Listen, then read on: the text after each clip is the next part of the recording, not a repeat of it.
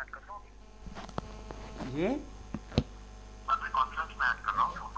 जी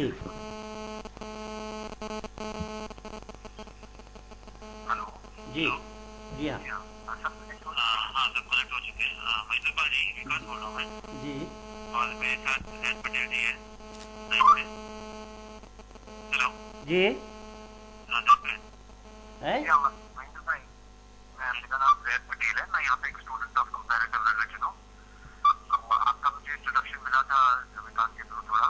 जी जी जी, क्या आप अभी फ्री हैं? हम लोग बात कर सकते हैं? हाँ मैं घर पे हूँ जी हाँ जी हाँ। महेंद्र पाल जी, आपका थोड़ा शॉर्ट इंट्रोडक्शन कर लें। दो तीन आप कुछ थोड़ी अपना इंट्रोडक्शन कर दें, मैं अपना इंट्रोडक्शन कर लेता हूँ, फिर हम बात शुरू करते हैं। जी जी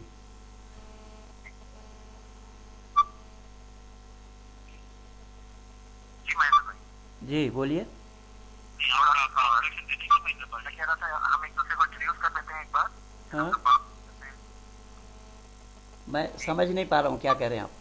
आपका परिचय कर दीजिए सर, हाँ परिचय मेरा परिचय है मेरा नाम पंडित महेंद्र पाल आर्य है हाँ हाँ और मैं आर्य समाज का परिचय हूँ हाँ हाँ जी।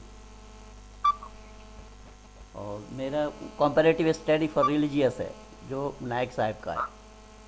हाँ हाँ ओके। महेंद्र पाल जी, आपकी एज कितनी है? हाँ जी आपकी उम्र कितनी है? उम्र हाँ हाँ 60 मानिए 61 में अच्छा मैं यदि तो हमारे आप तो बहुत एल्डर हो गए हमारे यहाँ पर। 61 में हूँ मैं। जी जी। अच्छा ये बताएं कि आप कौन सी शहर में रहते हैं? हाँ जी आप कौन सी सिटी में रहते हैं? मैं दिल्ली में रहता हूँ। दिल्ली में। अच्छा देखिए, मेरा नाम जैद पटेल है। जी मैं यहाँ पे बॉम्बे में रहता हूँ। जी मेरी एज 23 इयर्स है और मैं कई पिछले सालों से student of Islam and comparative religion हूँ। जी और आपके साथ डिस्कशन का जो बात जहाँ की आपसे बात करें, जी जी ये बात है कि हम लोगों को आपस में बात करते रहना चाहिए, तो उससे अंडरस्टैंडिंग स्प्रेड होती है बिल्कुल ना? हाँ ज्ञान बढ़ाने के लिए तो एक दूसरे के साथ आदान प्रदान होना ही चाहिए। जी जी जी।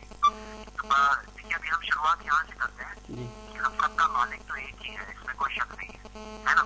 चाहे कोई हिंदू हो या क्रिश्चियन हो या मुस्लिम हो, सबका क्रिएटर एक ही है, इसमें तो कोई डाउट नहीं है। हाँ वो तो है लेकिन ईश्वर और अल्लाह में भेद है। जी जी वही। तो अब यहाँ पे क्या है कि हम सब उसी मालिक के बनाए हुए क्रिएशन है ना, रचना है हम मालिक तो एक है यानी सृष्टिकर्ता सृजनकर्ता स्थितिकर्ता प्रलयकर्ता मानव मात्र का किए हुए कर्मों का फलदाता एक है लेकिन ईश्वर और अल्लाह में अंतर है।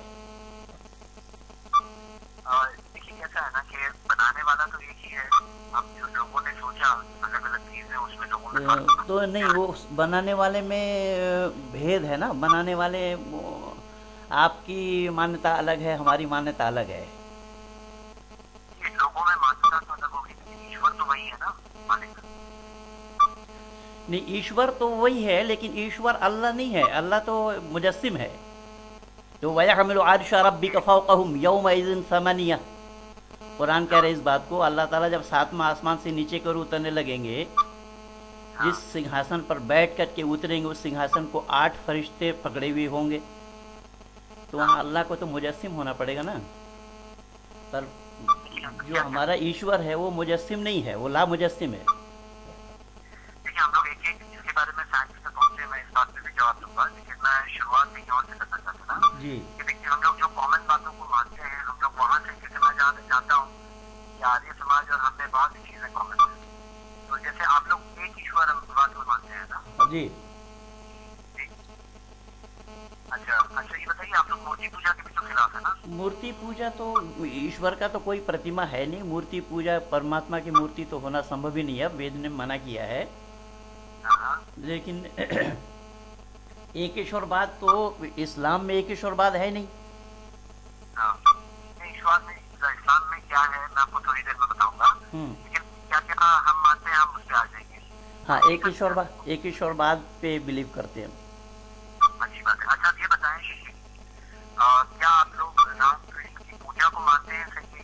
रामकृष्ण को राम कृष्ण वगैरह की पूजा सही है या नहीं है? मैं समझ नहीं पाया, राम और कृष्ण के संदर्भ में क्या पूजा उनकी? जी जी, मैं वही जानना चाहता हूँ कि आप पूजा किसकी करते हैं? पूजा तो एक ईश्वर की होता है, ईश्वर की पूजा होती है। पूजा हमारे यहाँ पूजा वो नहीं, आरती उतारने का नाम पूजा नहीं है, धूप धूनी दिखाने का नाम पूजा नहीं है, उठ बैठ करने का नाम पूजा नहीं है। पूजा के माने सेवा है। अच्छा, उसका आदेश का पालन करना ही उसकी पूजा है। ये भी है पूजा, इसमें कोई शक नहीं। जी। लेकिन ये बताएं कि पूजा की कोई और चीज आपके यहाँ नहीं है? आप लोग प्रार्थना करते हैं, नहीं करते हैं? हाँ बिल्कुल, यानी अपने मन की बातों को इसमें प्रार्थना, उपासना और स्तुति तीनों बातें हैं। हाँ हाँ, जी जी बताएं, मैं सुन जी रहा हूँ। हैं? मैं सुन रहा हूँ, बताएं। जो हमारे यहाँ पूजा जो है, हम एक ईश्वरवाद के ऊपर हम एक ईश्वरवादी हैं, और पूजा हमारे यहाँ किसी मूर्ति की नहीं होती, ना किसी पुस्तक की पूजा होती है जो और लोग और मजहब वाले करते हैं। हाँ हाँ, यहाँ केवल एक ईश्वर की, उस ईश्वर का आज्ञा पालन करना ही उसकी उपासना है, ये मान्यता है हमारी। तो उपासना की कोई खास तरीका या कोई तरीका वो नहीं है आपके? हाँ हाँ बिल्कुल तरीका है। मतलब कि कोई पूजा की कोई खास रस्म या चीज आपके यहाँ है ही नहीं, आप ये बोल रहे हैं? नहीं है, क्यों नहीं है? नहीं होगा तो करेंगे कैसे?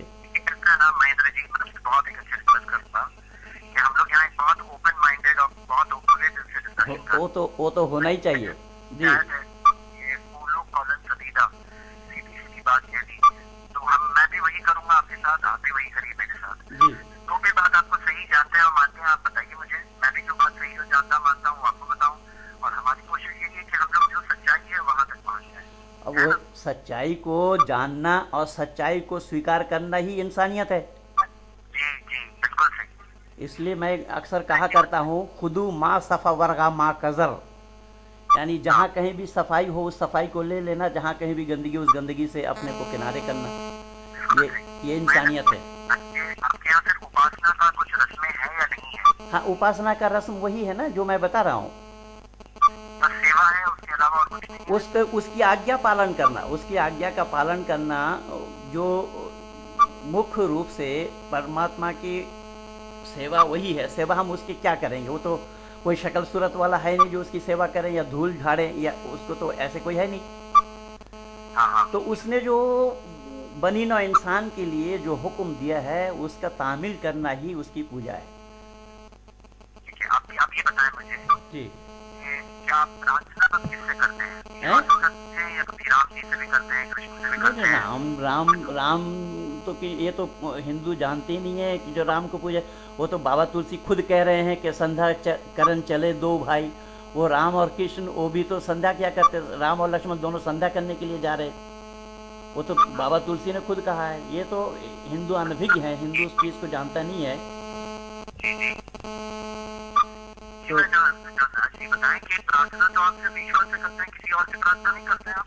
और से प्रार्थना, जो आपसे बात कर रहा हूँ आपसे प्रार्थना है। नहीं, प्रार्थना ये क्या है ना कि जैसे आप मुझसे मांग रहे हैं कोई चीज, तो चलिए मैं ना आपके जमाने में रहने वाला एक मनुष्य हूँ आपके साथ में। जी आप मनी मांग सकते हैं अगर मैं आपके सामने मौजूद हूँ। जी अगर मान लीजिए कि कोई शख्स के पास कोई कैपेसिटी नहीं है, कैपेसिटी से बाहर की चीज, जिसे हम कहते हैं गैर फिक्री तौर पर, तो वो तो ऊपर वाले से ही मांग सकते हैं। क्या आप किसी चीज की तो वो ऊपर वाले से तो इसीलिए ना, वो तो सबका भंडार है, इसीलिए ही उसी से मांग की जाती है। पर ये नहीं कि ऐसे वैसे को तो दिया है, मुझे भी ज़रा लिफ्ट करा दे, मोटर बंगला कार दिला दे, एक नहीं तो चार दिला दे, ये नहीं है।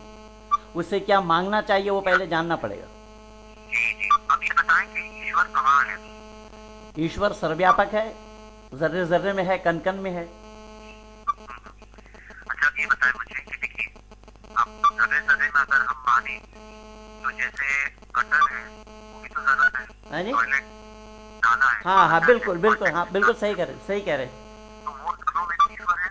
हाँ, गंदगी में भी ईश्वर है, क्योंकि हमारे और आपके पेट में भी तो गंदगी है। क्या उस गंदगी को हम एहसास करते हैं? इन छोटी सी चीजों को आप जान नहीं पा रहे हैं। एक मिनट सुन लीजिए, इसका जवाब सुन लीजिए। जी जी, बैतुल खुला में भी है परमात्मा, क्योंकि वो परमात्मा सर्वव्यापक है, जर्रे जर्रे में है, कण कण में है। तो बैतुल खुला में भी है, गंदगी में भी है, लेकिन हमारे पेट में जो गंदगी है उस गंदगी को हम एहसास नहीं करते। तो ये ब्रह्मांड भी परमात्मा के पेट के अंदर में, इसीलिए वेद कहता है हिरण्य गर्भः समवर्तताग्रे भूतस्य जातः पतिरेकासी। ये ब्रह्मांड जो है वो परमात्मा के पेट के अंदर में है। तो जैसा हमारे पेट के अंदर में गंदगी है, हम उसको एहसास नहीं करते, उसके गंदगी को हम नाक से सूंघ नहीं पाते, ठीक इसी प्रकार से ये ब्रह्मांड जब परमात्मा के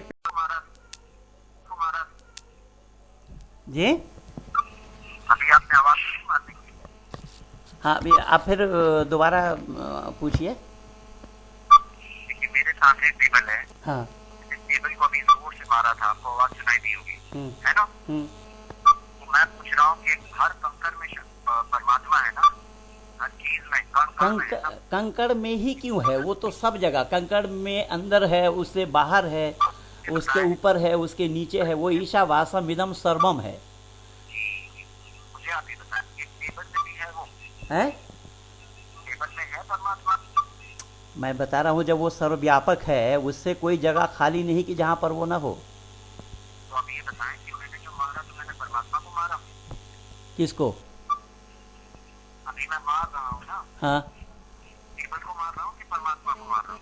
परमात्मा को मारने का कोई सवाल ही नहीं है। परमात्मा को हम मार कैसे पाएंगे? हैं? टेबल को मैं मार रहा हूँ, टेबल में परमात्मा है आपसे। नहीं तो हम आदमी, जब परमात्मा सर्वव्यापक है तो हम आदमी मर रहे हैं तो परमात्मा भी मरेगा क्या? देखिए वही तो बात है, सवाल उठती।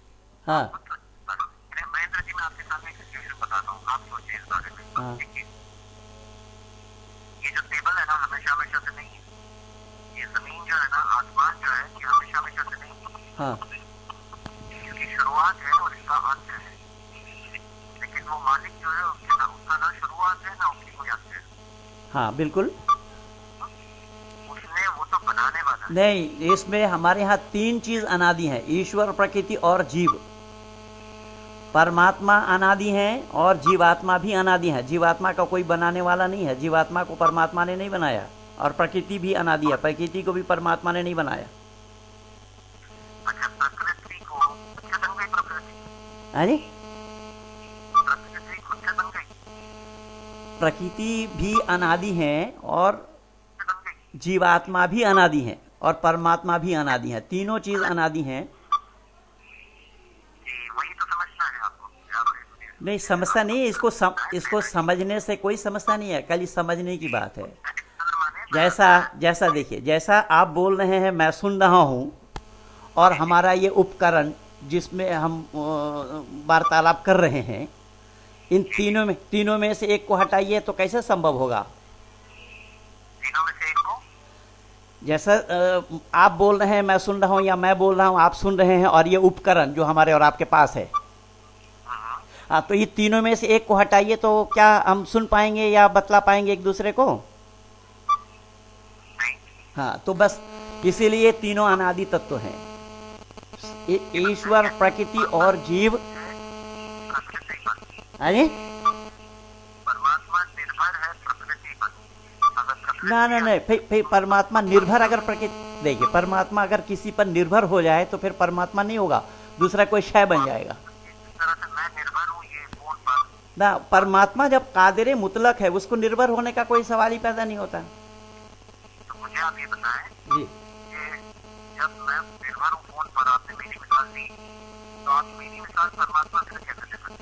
तो हम तो अल्पज्ञ है ना। ये इसमें देखिए, जैसा कोई भी चीज को आप देखेंगे वहां भी 3 सामान मौजूद है, तीनों के बगैर काम नहीं चलता। दुकानदार है, दुकान में सामान है जी,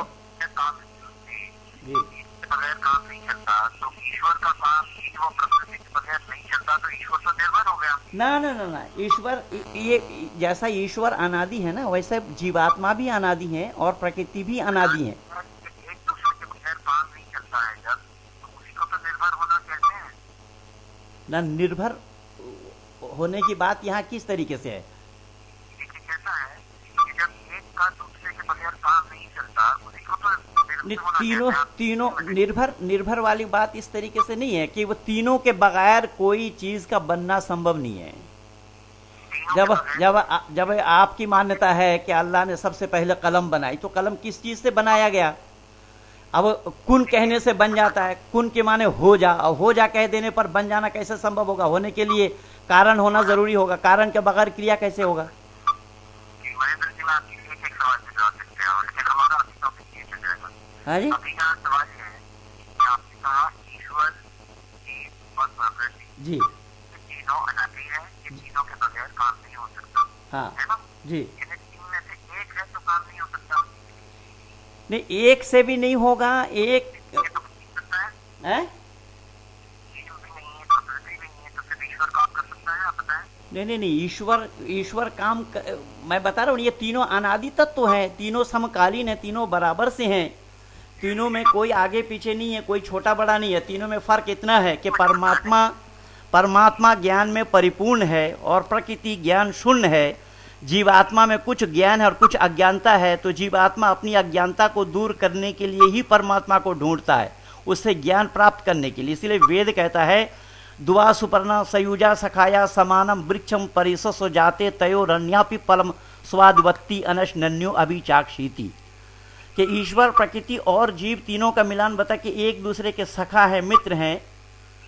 और प्रकृति है, वृक्ष है प्रकृति, उस प्रकृति रूपी वृक्ष में यह माना जाए कि जैसा दो चिड़िया हो, एक जीवात्मा रूपी और एक परमात्मा रूपी। तो जो परमात्मा रूपी है वो सर्वज्ञ है, तो परमात्मा सर्वज्ञ है और जीवात्मा अल्पज्ञ है। जीवात्मा एक सीमित दायरे के अंदर में है और परमात्मा ज्ञान में परिपूर्ण है, और प्रकृति ज्ञान शून्य है। प्रकृति को ज्ञान नहीं है कि वो क्या है, प्रकृति ज्ञान शून्य है, परमात्मा ज्ञान में परिपूर्ण है, जीवात्मा में कुछ ज्ञान है और कुछ अज्ञानता है, ये मान्यता है। महेंद्र जी, बताएं कि प्रकृति को क्या परमात्मा ने बनाया कि प्रकृति खुद से बन गई? नहीं, प्रकृति को परमात्मा, मैं बता रहा हूँ ना कि तीनों अनादि हैं, बनाने का तो कोई सवाल ही पैदा नहीं होता। आप ये बताएं कि अगर प्रकृति और जीव नहीं है तो खाली ईश्वर कुछ कर सकता है? नहीं है कैसे? जब तीनों अनादि हैं तो नहीं है का कोई सवाल ही पैदा नहीं होगा। मुझे बताएं कि ये तीन अलग अलग, ये खुद से बने हुए हमेशा हमेशा से है। मुझे बताएं कि जो प्रकृति हमारे आसपास है, आप खुद बताएं, एक टेबल जब खुद से नहीं बन सकता, हाँ, एक मोबाइल खुद से नहीं बन सकता, तो एक पूरी प्रकृति खुद से कैसे बन सकती? वो तो मैं पहले ही बता चुका हूँ। नहीं, ये प्रकृति जड़ है, प्रकृति चेतन शून्य है, प्रकृति अज्ञान में परिपूर्ण है और परमात्मा ज्ञान पे परिपूर्ण है। जीवात्मा में कुछ ज्ञान है और कुछ अज्ञानता है। महेंद्र जी, देखिए मैं आपके बेटे जैसा हूँ और मैं आपकी बहुत आदर करता हूँ कि आप ये बातें कर रहे हैं। नहीं, मैं भी आपका रिस्पेक्ट कर रहा हूँ, ऐसे मैं आप शब्द नहीं बोला आपको। महेंद्र जी, मैं आपसे पूछना चाहता था जी, कि आप बिल्कुल खुले दिमाग से, बिल्कुल, मैं तो मेरे यहाँ दिमाग को ढकने की कोई बात ही नहीं है। हमारे यहाँ हमारी मान्यता है यस तर्किन अनुसंधान सधर्म वेद नेतरा, कि हर बात को तर्क के कसौटी पर कसो, जो जवाब दे तो मानो, जवाब ना दे तो मत मानो। लेकिन वो आप नहीं कर सकते। आपको यहाँ पर कुल्लु माजा अबी रसूल मिन इंदिल्लाह कह के रोक दिया गया, जालिकल किताब ला रही बफी कह के रोक दिया गया। नहीं रोका गया, मैं सब आपसे जवाब देने तैयार हूँ। अभी हम ईश्वर के मौजूद से शुरू किया था, हमने अहम मौजूद है, और यहाँ मैं आपसे महेंद्र जी से आपसे ये पूछता हूँ, आप बताएं आप क्या आपसे ये लगता है वो ज्यादा शांति देने वाली लगती है? क्या ये आपको ज्यादा ठीक लगता है कि प्रकृति को बनाया गया है? नहीं, प्रकृति को नहीं, प्रकृति को बनाया नहीं गया। प्रकृति, मैं पहले से बोल रहा हूँ कि प्रकृति जैसा अनादि है, जैसा परमात्मा अनादि है, जीवात्मा भी अनादि है, जैसा परमात्मा अनादि है। ये तीनों अनादि तत्व है, तीनों समकालीन है, तीनों बराबर से हैं, आगे पीछे छोटा बड़ा नहीं है। कैसा है ना, मैं आपको बताता हूँ जी, कि आप ये सोचें, जब एक छोटा सा टेबल खुद से नहीं बन सकता, एक घर खुद से नहीं बन सकता, एक बिल्डिंग खुद से नहीं बन सकती, ब्रिज खुद से नहीं बन सकता, अगर कोई आपसे कहे कि मोबाइल खुद ब खुद बन गया, मैं क्यों कह रहा हूँ, मैं कैसे कह रहा हूँ कि खुद ब खुद नहीं? इसको दिमाग में जगह बनाइए तब बात बनेगी। तो फिर अगर प्रकृति को बनाया अल्लाह ने, और अल्लाह को किसने बनाया, परमात्मा को किसने बनाया? मैं वो सवाल का जवाब देने तैयार हूँ, लेकिन आप पहले ये बात को मानिए। मैं नहीं, आप मानने के लिए, मानने वाली जो बात होगी उसको मैं मानूंगा, और जो मानने वाली बात नहीं है उसको हम नहीं मानेंगे। आप मुझे ये बताएं जी। महेंद्र जी, कि ये मोबाइल जिससे आप बात कर रहे हैं ये खुद से बन गया या किसी ने उसको बनाया? संभव ही नहीं होगा बनने का। खुद से बन गया अगर कोई आपसे कहे तो आप मानेंगे? बट टेबल कुर्सी बनाने के लिए तो वो अपने आप बनना संभव नहीं है, लेकिन पेड़ को अपने आप बनना संभव है। उस वो दाना के बीज के अंदर में जो पेड़ है, क्या वो पेड़ दिखाई दे रहा है? वो बीज को किसने बनाया? हैं? वो बीज को किसने बनाया? बस वही तो अनादि है, मैं वही कह रहा हूँ, ये तीनों चीज अनादि हैं। पहले मुर्गी है या पहले अंडा है, क्या मान्यता है आपकी? महेंद्र जी, आप इसे जल्दी ना छोड़ें। हैं? बीज को किसने बनाया? बीज फल में से आया? पहले मैं आपसे पूछ रहा हूँ कि पहले मुर्गी है या पहले अंडा? अगर आप उसे अनादि कहें तो है ना, आपने उसको ईश्वर के साथ दर्जा दे दिया। हैं? हेलो, मैं आपसे पूछ रहा हूँ कि पहले मुर्गी है या पहले अंडा है? वही मैं आपसे बता रहा हूँ, मुर्गी पहले अंडा पहले, आप बताएं। हाँ। बताएं आप। मैं आपसे पूछ रहा हूँ, आप जो पूछ रहे हैं उसका जवाब मैं दे रहा हूँ, और मैं जो पूछ रहा हूँ वो उसका जवाब मेरे से लेना चाह रहे हैं आप। मैं आपको जवाब देता हूँ। हाँ बताइए। पहले अंडा पहले, वो तो गौर करना पड़ेगा। हैं? ये बात है कि पहली इसका जवाब आप तो इसके जवाब आप नहीं दे पाएंगे, आप कन्नी काट रहे हैं। जो मैं पूछ रहा हूँ आपने अब तक जो पूछा मैं सवाल का जवाब दिया, और जो मैं पूछ रहा हूँ उसको मेरे ऊपर ही टालना है आप। जी, मैं आपको ऊपर पर नहीं डाल रहा हूँ, मैं आपसे भी सोचें। जी। मैं आपसे ये कह रहा हूँ, जैसे आदम को पहले इंसान को ऊपर वाले ने बनाया, इंसान से आदम पैदा को हुए। किस चीज से बनाया? आदम को किस चीज से बनाया? आदम को किस चीज से बनाया, वो हम ये देखें कि वो किसी भी चीज से बनाया। नहीं, किसी भी चीज से बनाया, इसका मतलब तो ये हुआ, इसका मतलब ये हुआ अनजान किसी भी चीज से, मतलब पर्टिकुलर बताइए किस चीज से बनाया। मेरे सामने एक कंप्यूटर है, वो कंप्यूटर किस चीज से बना मुझे तो नहीं पता, लेकिन ये मालूम है बना हुआ है और सामने है। हाँ तो ऐसा है, बस इसी को जानने का प्रयास कीजिए। अब अल्लाह ने आदम को बनाया, उसमें भी बहुत बखेड़ा है। मैं डॉक्टर जाकिर साहब को 9/1/2004 में मैं लिख करके दिया हूँ, और बाकी मैं वहाँ 2 बार यूरोप गया, यूरोप से भी रिमाइंडर दिया हूँ, और 2004 से आज तक कोई जवाब नहीं आया। और यूट्यूब में मेरा देख लीजिएगा, अब्दुल्ला तारिक साहब के साथ और तारिक मुर्तजा जो अलीगढ़ मुस्लिम यूनिवर्सिटी के प्रोफेसर हैं, ये सारा इसमें सीडी और डीवीडी अपने साइड में दिया हुआ है, उसमें आप देख लीजिएगा। इसमें लिखूंगा मैं, लेकिन आपके सामने एक बहुत अहम प्रश्न है जिसका आपके पास जवाब नहीं है। आप इस बारे में बाद में गौर करिए, क्योंकि एक ही बात बार-बार बोलना मुनासिब नहीं लग रहा है। किसका जवाब नहीं है? पूछिए, सवाल कीजिए ना। मैं बात ये नहीं है कि जैसे एक मोबाइल को खुद से नहीं बन सकता, तो ये इतनी बड़ी प्रकृति, ये मनुष्य। हाँ वही तो मैं आपसे वही पूछ रहा हूँ। जब मैं आपसे यही पूछ रहा हूँ कि अल्लाह ने आदम को बनाया तो किस चीज से बनाया? पहले तो सब रॉ मटेरियल्स होना चाहिए ना भाई। बताइए मुझे, आपका मोबाइल किस चीज से बना? हैं? आप ये मानते हैं मोबाइल को किसी ने बनाया? मोबाइल को नहीं, आप सृष्टि के आदि चलिए, सृष्टि की रचना में चलिए। सृष्टि आपने अभी कहा अल्लाह ने आदम को बनाया, आप कहीं कहना है ये आपने खुद कहा इस बात को, अल्लाह ने आदम को बनाया। पर मैं वही सवाल कर रहा हूँ आपसे कि आदम को अल्लाह ने किस चीज से बनाया? मैं आपको जवाब दे रहा हूँ ना भाई। हाँ जी। खुले बयान से कुछ सोचिए अपना। मैं बिल्कुल सोचा बैठा हूँ पहले। जी महेंद्र जी, देखिए कैसा है ना, अभी हम बस तैयारी में है। उम्र मौत तो कभी भी आ सकती है, लेकिन अभी आप एक ऐसी उम्र पर हैं कि अभी आप उम्र वाले के बारे में अगर सोच रहे हैं।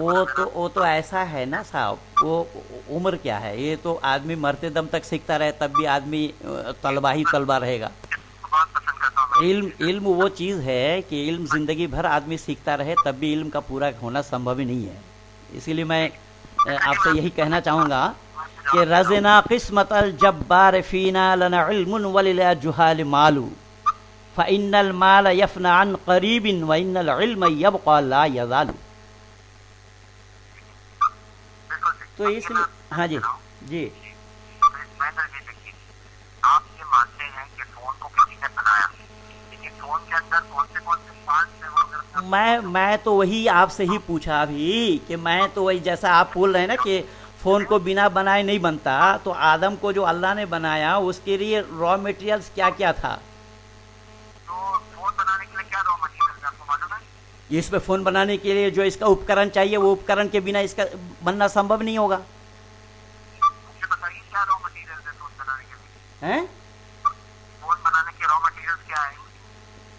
तो भाई मैं तो इसका इंजीनियर नहीं हूँ। तो मैं भी इंसान बनाने वाला इंजीनियर नहीं हूँ। हैं? फोन बनाने वाले आप इंजीनियर नहीं है ना? नहीं, इंसान बनाने वाले इंजीनियर से ही तो मैं पूछ रहा हूँ। तो क्या क्या सामान उसमें, क्या क्या सामान उसमें लगना है, क्या क्या सामान उसमें लगना है? जी वही मैं बता रहा हूँ, जैसे फोन बिना बनाए नहीं बन सकता। हाँ क्रांति नहीं, इंसान बिना बनाए खुद से बन गया। हाँ, मैं वही तो पूछ रहा हूँ आपसे कि बिना बनाए नहीं बना, ठीक है मैं मान लिया, लेकिन बनाया जो वो किस चीज से बनाई गई उसे? जी मैं आपसे कह रहा हूँ, इंसान बिना बनाए नहीं बना। आपने बोले कि बनाने वाला है उसका, आप ये मान लेना। हाँ बिल्कुल, वो उसका उसमें तो कोई संदेह नहीं है, वो आप भी मानते मैं भी मानता हूँ, बनाने वाला है। और वो भी 2 4 10 नहीं है, वो भी एक है। ठीक है, मुझे आप ये बताएं कि किसने बनाया इंसान को? इंसान को बनाने के लिए मैं पहले ही बताया ना कि ये जीवात्मा अनादि है, जैसे परमात्मा अनादि है वैसे जीवात्मा अनादि है। उसको किसी ने हैं? आपने कहा ना कि ऊपर वाले बनाने वाला है, अनादि नहीं है। मैं पहले ही बता चुका हूँ आपको कि 3 चीज जो है वो अनादि है, ईश्वर, प्रकृति और जीव। बनाने वाला नहीं है उसका, हैं? अनादि है और बनाने वाला नहीं है। किसका? अनादि का मतलब क्या ये नहीं कि कोई बनाने वाला नहीं है? नहीं, अनादि का मतलब वो नहीं, अनादि के माने जिसके प्रारंभिक काल न हो, जिसकी आदि न हो, जिसकी शुरुआत न हो, शुरुआत का वो मतलब जिसका कोई बनाने वाला न हो। तो आपने कहा कि इंसान को तो किसी ने बनाया। नहीं, इंसान को बनाने, मैं जीवात्मा बता रहा हूँ कि जीवात्मा, मैं पहले ही बता रहा हूँ, अब ये कई बार हो चुका है, एक बात कई बार हम रिपीट कर रहे हैं। बनाने की जरूरत नहीं है लेकिन मैं आपको ये बता रहा हूँ कि जिस तरह मनुष्य को कोई बनाने वाला है, उसी तरह प्रकृति में भी पेड़ पौधे जानवर ये भी तो बनाने वाला है। वो एक मालिक जिसने इंसान को बनाया। मैं फिर आपसे मैं वही सवाल फिर पूछूंगा, बार बार हम लोग आगे नहीं बढ़ पा रहे हैं, वहीं पर ही टिके हुए हैं और रुके हुए हैं। मैं ये कह रहा हूँ कि बनाने के लिए जैसा लकड़ी का कोई सामान बनाते हैं, पहले तो पेड़ को काटना पड़ेगा, उसको चिरवाना पड़ेगा, फिर उसको मिस्त्री लगा करके छिलना पड़ेगा, आदि आदि। लेकिन जो परमात्मा ने जो बनाया, तो परमात्मा ने बनाया तो किस चीज से बनाया कि उसको बनाने के लिए क्या क्या उपकरण चाहिए, वो तो होना चाहिए ना। कारण का बगैर क्रिया कैसे संभव होगा? मैं आपके सामने आपके बहुत सारे सवालों का जवाब कुरान की एक आयत में दिया है। हाँ, कौन सा? सूरह शूरा सूरा नंबर 42 हैं? सूरह शूरा सूरा, हाँ नंबर 11। हाँ बताइए। उसके जैसी कोई मिसाल भी नहीं हैं? उसके जैसा, हाँ उसके जैसा वो मालिक। हाँ हाँ बिल्कुल हाँ हाँ जी। उसके जैसी मिसाल भी नहीं है, इसलिए कोई उदाहरण कोई मिसाल भी उसके जैसी, मतलब कंपेयर ही नहीं कर सकते उसको। हाँ, वो तो मैं भी कह रहा हूँ, लेकिन वो कुरान के अल्लाह से नहीं हो पाएगा। वो वमकरू वमकर अल्लाहु वल्लाहु खैरुल माकिरीन, एक जगह नहीं 3 जगह बोला है। इसका मैं आपको जवाब देता हूँ, क्योंकि सवाल का जवाब पहले तो ये है कि हम जो मालिक की बात कर रहे हैं ना, ये वो है जो सारे सृष्टि का निर्माण करता है। अब मैं वही तो मैं जो बताया हूँ कि निर्माण करने के लिए मान्यता क्या है उसको पहले देखना पड़ेगा ना भाई। उसको देखे बिना, उसको जाने और समझे बिना कैसे संभव होगा? वही तो बता रहा हूँ, आप इंसान हैं ना, हम इंसानी लिमिटेशन के हिसाब से सोच रहे हैं। हाँ हमें बनाने के लिए कुछ चीज रॉ मटेरियल चाहिए। हाँ, रॉ मटेरियल के बगैर हम नहीं बना सकते, बिल्कुल जी। लेकिन ऊपर वाला जो है वो क्रिएटर है। हाँ, और वो कैसा है? उसको रॉ मटेरियल्स नहीं चाहिए। नहीं, मैं आपको वही बता रहा हूँ। हाँ, देखिए जैसे पेन है मेरे सामने, पेन किसने बनाया? फैक्ट्री किसने बनाया? इंजीनियर वो ने। ये सब ये दुनियादारी वाली छोड़िए ना, जहाँ हम लोग बोल रहे हैं उसी पे बोलिए ना। मैं इतना कम अकल नहीं हूँ, मैं भी समग्र दुनिया भर में यही काम कर रहा हूँ। थोड़ा सा सफर करना होगा। मैं आपसे फिर दोबारा मैं रिक्वेस्ट कर रहा हूँ कि ये दुनियादारी वाली बात छोड़िए, जो हम लोग आदि सृष्टि की चर्चा कर रहे हैं उसी को ही एक्सप्लेन कीजिए ना, उसमें मैं समझ जाऊंगा। फिर बाकी हम ये मत समझिएगा कि मुझे समझाने में आपको परेशानी होगी, मैं आपके इशारा कोई समझ लूंगा, ऐसी बात नहीं है जी। सही दे रहा हूँ कि जैसे कहीं तो जाके हमें कहना पड़ेगा कि जी। वो क्रिएटर है, उसका क्रिएटर कोई नहीं है। हाँ बिल्कुल, वो तो हम भी मान रहे हैं। ये आसमान और जमीन नहीं था हमेशा हमेशा से, हाँ, ऊपर होता था। ये आसमान और जमीन था, ये आप कुरान से सिद्ध करिए जरा, क्या? कुरान से सिद्ध करिए आसमान और जमीन था यही, इसको कुरान का कौन सा हवाला दीजिए जरा। जी बिल्कुल, सूरह बकरा सूरह 2 आयत नंबर 117। देखिए ऐसा है, फिर अस्समाई बनाहा रफ़अहा समकहा फसव्वाहा व अग़तशा लैलहा व अख़रजा दुहाहा वल अर्ज़ बअद ज़ालिका दहाहा अख़रजा मिनहा माआहा व मरआहा वल जिबाल अरसा। सूरह नबा को देखिए, वहाँ क्या बताया कि अल्लाह ने आसमान को बनाया, फिर उसको दुरुस्त किया, फिर उसको बुलंद किया, फिर ज़मीन को आरस्ता किया, फिर ज़मीन के ऊपर पहाड़ का दबाव डाला, फिर दरिंदा परिंदा को बनाया और आखिर में इंसान को बनाया। आप तो केवल कुरान का आयत बता रहे, मैं तो पढ़ करके सुना रहा हूँ, आपने तो केवल खाली नंबर बताया है, आप पढ़ करके बता भी नहीं पा रहे हैं। कुरान के बारे में आपको जानकारी नहीं है, वो मैं भी समझ गया हूँ। देखिए कैसा है ना कि जानकारी तो बहुत होगी इसके पास, अगर हाँ, तो इसीलिए मैं बोल रहा हूँ, यहाँ अल्लाह ने क्या कहा कुरान से ही पूछ लीजिए। मैं आपको पता बता दिया, सूरह नबा 30वां सिपारा के अंतिम आयत को पढ़िए। सूरह 30वां सिपारा का सूरह नबा का अंतिम आयत को पढ़िए, वहाँ क्या अल्लाह ने क्या फरमाया। अस्समाई बनाहा रफ़अहा समकहा फसव्वाहा व अग़तशा लैलहा व अख़रजा दुहाहा वल अर्ज़ बअद ज़ालिका दहाहा अख़रजा मिनहा माआहा व मरआहा वल जिबाला अरसाहा। अब इसका अर्थ को देख लीजिए, इसके अर्थ को देख लीजिए, जो मैं बोल रहा हूँ यही है या नहीं है।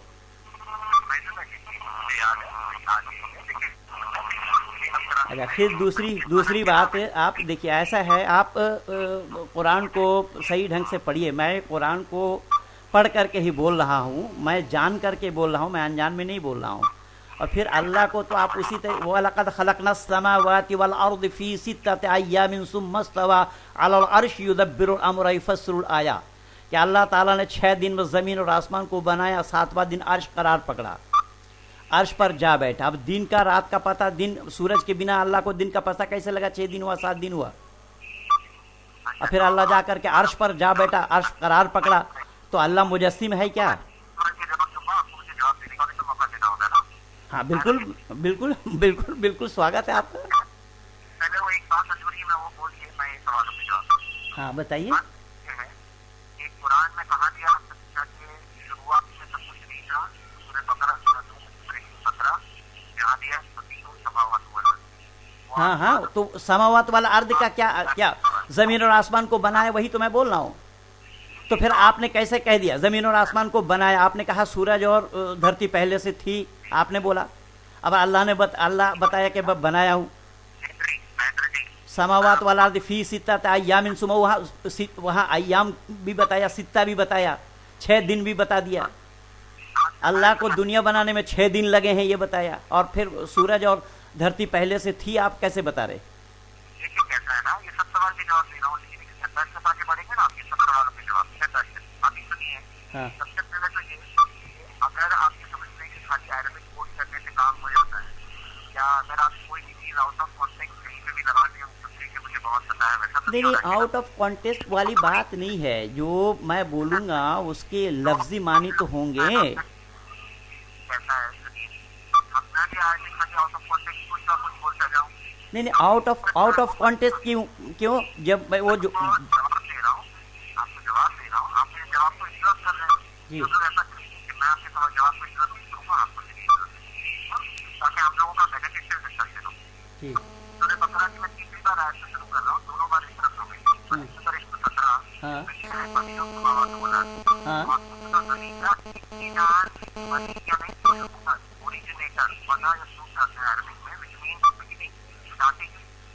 ये सब का बिगिनिंग नहीं था, स्टार्ट हुआ, वो क्रिएटर है, ओरिजिनेटर। और कुरान में दिया हुआ है, सूरह 39 वर्स नंबर 62, अल्लाहु खालिकु कुल्ली शैइन व हुवा अला कुल्ली शैइन, वो कि बनाने वाला हर चीज का वही हकीकत के बाद है, यानी हर चीज नहीं थी, वो बनाने वाला है। अब आपकी कंफ्यूजन ये है कि मैं तो नहीं बना सकता हूँ कोई भी चीज बिना रॉ मटेरियल के। नहीं, हम बना क्यों नहीं सकते हैं? हम बना सकते हैं, हमारा बनाने का दायरा अलग है, उसका बनाने का दायरा अलग है, उसको बनाना नहीं पड़ता, उसका निर्माण होता है। जैसे माँ के पेट में बच्चे का निर्माण होता है, माँ को थोड़ी पता लग रहा है कब हाथ पाँव बन रहा है, कब कुछ बन रहा है, माँ को नहीं पता होता। ठीक उसी तरीके से उसका बनाना है। वो ये नहीं कि दुनियादार लोग हम जैसे, हम और आप जैसे बनाते हैं वैसे ही बना रहा वो। हाँ, उसके बनाने में और दुनियादारों के बनाने में फर्क है, बहुत फर्क है। तो उस जी हम अपने एंगल से सोचेंगे जी तो निर्भर है, सेकंड है, हम इम्परफेक्ट है, ऊपर वाला परफेक्ट है जी उसके जैसा कोई नहीं है। तो अब यहाँ बात समझिए कि सब चीज की शुरुआत है और वो जो है जो फर्स्ट नहीं शुरुआत से बनाने वाला है। और हमें ये समझना चाहिए कि अब यहाँ पे आपकी जो क्वेश्चन, अच्छा, सब चीज की शुरुआत एक मिनट मेरा सुन लीजिए। सब चीज की शुरुआत है तो अल्लाह पहले है या दुनिया पहले है? अल्लाह पहले है, गॉड में सब कुछ। तो दुनिया बना, जब अल्लाह, दुनिया बनाने से पहले अल्लाह कहाँ थे? अल्लाह ताला ही था, कहाँ था यहाँ पे उससे जो चीज हमें बताई गई उसका हम मानते हैं। हाँ, तो बस वो जो वही आप आ गए ना उसी पे जो मैं चाह रहा था। बस आप जो है, आपने बताया जो चीज हमें बताई गई, बस उससे बाहर आप नहीं है, उससे बाहर भी दुनिया है, उसको जानना पड़ेगा। क्योंकि मैं पहले ही बता चुका हूं, इल्म वो चीज है कि जिंदगी भर आदमी अगर सीखता रह जाए फिर भी तलबा के तलबा ही रहेंगे, विद्यार्थी के विद्यार्थी रहेंगे। क्योंकि मानव अल्पज है, जीवात्मा अल्पज है, इसीलिए आपको जो बताया गया उससे बाहर भी दुनिया है, उसको जानने का प्रयास कीजिए। मैं यही अर्ज कर रहा हूं आपसे। ये बात कह रहा हूँ कि सोचिए, आप सुनिए, जी एक जैसे कैलकुलेटर पे और किसी का कैलकुलेशन नहीं हो सकता हैं? अब जो चीज देखते हैं हाँ। उसके बारे में बता सकते हैं, हाँ, जिसको देखते नहीं उसके बारे में बताना तो ये बेवकूफी होगी। नहीं बताना ये नहीं कुछ। अरे भाई, बादल को देख करके वर्षा का आभास तो होता ही है। बादल आया तो ना, और बादल को देख करके वर्षा का आभास होता नहीं है। कुछ चीज ऐसे हैं जो आपने उस वाले को दिखाया। जैसा है, आपने अपने परदादा को देखा है क्या? मैं आपसे वही पूछ रहा हूँ कि आपने परमेश्वर को देखा है? हैं? देखा आपने परमेश्वर को? मैं पहले ही बता चुका था कि वो आंख का विषय नहीं है, आपने सुना ही नहीं। ठीक है, जब आपने नहीं देखा तो आप कैसे बता सकते हैं उसके बारे में कुछ बातें बिना ज्ञान के? उसके बारे में एक दो प्रमाण नहीं, ऐसे हजारों प्रमाण है मेरे पास। और ये बताइए, आप ये मानते हैं कि गटर के अंदर परमेश्वर है आपका और टॉयलेट में है, और ये जमीन पे आप चलते हैं तो आप ऊपर है, परमेश्वर आपका नीचे है? परमेश्वर के लिए पहले मैं बता चुका हूँ। कोई क्रिमिनल मुझे बताएं, कोई मर्डरर है, चोर है, उसके अंदर भी परमेश्वर है कि नहीं है? किसमें? चोर है, डाकू है, क्रिमिनल है। हाँ, बिल्कुल है उसमें परमेश्वर। फिर आप कहेंगे ना कि वो चोर अगर डाकू है तो परमेश्वर उसके अंदर में है, तो फिर वो चोरी क्यों और कैसे किया, ये बोलेंगे ना। चोरी क्यों किया? आप जो बस यही तो अकल आप लोगों के पास नहीं है। वो जो चोरी करता है ना, उसके पास भी भय, लज्जा और शंका परमात्मा ही उत्पन्न कराता है। उसी का नाम परमात्मा है, जो भय, लज्जा और शंका उत्पन्न कराता है। वो केवल मुसलमानों में नहीं, हिंदुओं में नहीं, आर्य समाजियों नहीं, अपितु मनुष्य मात्र के अंदर में भय, लज्जा, शंका उत्पन्न कराने वाले का नाम परमात्मा है। अब वो केवल आंख से देखने की वस्तु नहीं है। मैं पहले ही बता चुका था, आपको प्रमाण दे चुका था कि जैसे हमारे में आत्मा है तब मैं बोल रहा हूँ, आप में भी सोल है तभी आप बोल रहे हैं। लेकिन आपने कभी, किसी ने, हमारे बाप दादाओं ने आंख से इस आत्मा को देखा नहीं था। लेकिन हमें मानने के लिए क्या मजबूर होना नहीं पड़ रहा है कि हाँ हमारे में आत्मा है तभी हम बोल रहे हैं, खा रहे हैं, पी रहे हैं, चल रहे हैं, फिर रहे हैं? क्या आपने कभी किसी ने आंख से देखा है इस आत्मा को? ऐसा है ना जी। वो आत्मा क्या खुद से बनाई अपने आप को? हैं? आत्मा ने खुद से अपने आप को बनाई? आत्मा अनादि है, मैं शुरू से बोल रहा हूँ, आप उसको कैच नहीं कर रहे हैं। मैं शुरू से बोल रहा हूँ कि आत्मा अनादि है। जैसे परमात्मा अनादि है वैसा आत्मा भी अनादि है, और आत्मा मरती नहीं है। आत्मा की मौत नहीं है। वो कुल्लु नफ्सिन ज़ायक़तुल मौत, कुरान भी तो कह रहा है इस बात को। देखिए, मैं आपके सामने ये बात रख रहा हूँ जी कि हमेशा हमेशा रहेगा। हाँ ये सृष्टि जो है ना हमेशा हमेशा से नहीं है और ना हमेशा हमेशा रहेगी। भाई ऐसा है, देख एक मिनट मैं इसका समाधान, ये बात समझ गया, मैं समाधान दे देता हूँ। ये देखिए अभी एक मेरी सुन लीजिए, इसका समाधान सुन लीजिए कि ईश्वर हमेशा हमेशा से है, प्रकृति हमेशा हमेशा से नहीं है। देखिए ऐसा है, जब एक पेड़ होता है उसको जब हम काटते हैं तो उसका नाम बदल जाता है, वो लकड़ी बनता है, तख्ता बनता है, तख्ती होता है, टेबल होता है, कुर्सी होता है, नाम बदल जाता है। ठीक इसी तरीके से ये अनादि है, उसका नाम बदल जाता है लेकिन उसका नाश नहीं होता, और ये जल करके राख तैयार होता है। तो जब हम चूल्हा के पास ले जाते हैं तो उसका नाम ईंधन पड़ जाता है, जब हम यज्ञ में लगाते हैं तो उसका नाम समिधा बन जाता है, और जब उसका कुर्सी बनाते हैं तो उसका कुर्सी पड़ा, टेबल पड़ा, आदि आदि नाम बदलता है। ये अनादि है, ये प्रकृति जो है ये अनादि है। ठीक उसी प्रकार से जिस प्रकार से परमात्मा अनादि है, ठीक उसी प्रकार से जीवात्मा भी अनादि है। इसीलिए जीवात्मा को ना परमात्मा ने बनाया और ना ही प्रकृति को परमात्मा ने बनाया। ये मैं शुरू में ही आपको बताया था। देखिए मैं आपकी बात सुन रहा हूँ, ठीक है, मैं आपके सामने बात रख रहा हूँ जी ये सोचना ये सब बातें खुद से हो रही है। हाँ ये जीवात्मा हमेशा हमेशा से है और इसकी ना शुरुआत है। हाँ हेलो, जी सुन रहा हूँ। ना अंत है। और ये सोचना कि ये खुद से बन गई या खुद से हमेशा हमेशा से है, ये इसकी कोई शुरुआत ही नहीं, ये बात सही नहीं है। क्यों? क्योंकि फिर ऐसा है कि सिर्फ ईश्वर अकेला वो नहीं है जो शुरुआत है। नहीं, फिर वह आप तो घूम फिर करके फिर उसी को ही पलटने के लिए हमें मजबूर कर। ईश्वर अकेला नहीं है, मैं बता रहा हूँ ना कि ये तीन चीज जो है अनादि हैं। जब ईश्वर को अकेला को कैसे ले रहे हैं आप? ईश्वर को अकेला को तो मैं लिया ही नहीं कभी भी। मैं तो हमेशा बोल रहा हूँ कि तीन चीज अनादि हैं। ये जो जीव आत्मा जो है, हाँ जी, आत्मा को ईश्वर की उपासना करनी चाहिए नहीं करनी चाहिए? बिल्कुल करनी चाहिए साहब। तब उपासना है, क्यों करनी चाहिए? उपासना इसलिए करनी चाहिए तो हम कहलाएंगे कैसे? ये सौभाग्य तो केवल इंसान को ही प्राप्त हुआ है, ये किसी जीव जंतु को, पशु पक्षी को ये प्राप्त नहीं हुआ, क्योंकि वो सब के सब भोग योनि में है। हम इसलिए करते हैं कि हमारा आने वाला समय को, हम यहाँ तो इम्तिहान है हमारा, हम तो परीक्षा देने के लिए आए हैं, तो परीक्षा का रिजल्ट तो हमें बाद में मिलना है। तो हम अगर करेंगे नहीं, हमको अगर अच्छा होमवर्क नहीं हो पाएगा, कर नहीं पाएंगे, तो हम दिखाएंगे क्या? इसलिए जीवात्मा को परमात्मा की ही उपासना करनी चाहिए।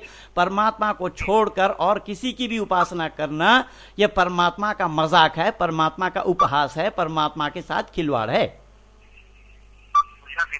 जी, जीवात्मा को बनाया तो नहीं परमात्मा ने? नहीं, बिल्कुल नहीं बनाया। को परमात्मा ने बनाया नहीं, यानी जीवात्मा उसके ऊपर परमात्मा पे निर्भर नहीं है। ना परमात्मा खत्म कर सकता है जीव को, आत्मा को है? ना आत्मा का बनाने वाला परमात्मा है, ना उसका खत्म करने वाला परमात्मा है। तो जीवात्मा उसकी उपासना क्यों करें? उसकी उपासना क्यों करें? हाँ, तो उसकी उपासना करने का तो मैं बताया ना पहले अभी। उसकी उपासना तो हम इसलिए कर रहे हैं कि तीनों तो अनादि हैं, लेकिन तीनों में सुपर है। उसमें गुण क्या है वो मैं पहले ही बता चुका हूं ना, कि वो ज्ञान में परिपूर्ण है। हम उपासना करते हैं उससे ज्ञान प्राप्त करने के लिए, उससे ज्ञान प्राप्त करने के लिए हम उपासना करते हैं, केवल और केवल उस अपने ज्ञान में वृद्धि के लिए, अपने ज्ञान की वृद्धि के लिए। लेकिन आपकी जो मान्यता है, अब देखिए एक चीज ध्यान से सुनिएगा, कुरान का कहना है कि अल्लाह ताला ने जो बनाया, वमा खलक़तुल जिन्न वल इंसा इल्ला लियअबुदून, अल्लाह ने जिन और इंसान को बनाया उसकी इबादत के लिए। अब माँ के पेट में जो बच्चा मर गया उसकी इबादत कब होगी? जो 1 साल का, 2 साल का, 5 साल का रह करके मर गया उसकी इबादत कब होगी?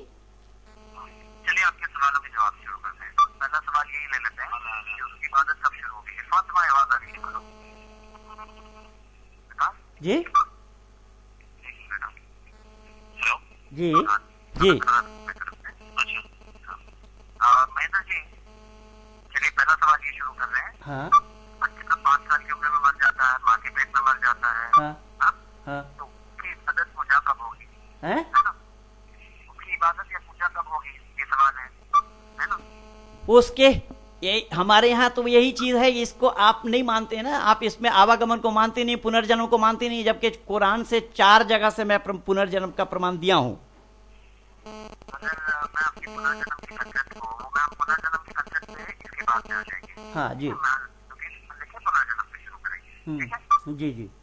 अब यहाँ पे एक बात आपके सामने है कि ये जो सवाल है कि छोटे जो लोग, जो बच्चे, छोटे बच्चे मर जाते हैं, जी जी जी जी जी, तो उनकी इबादत कब होगी, क्या होगी, है ना?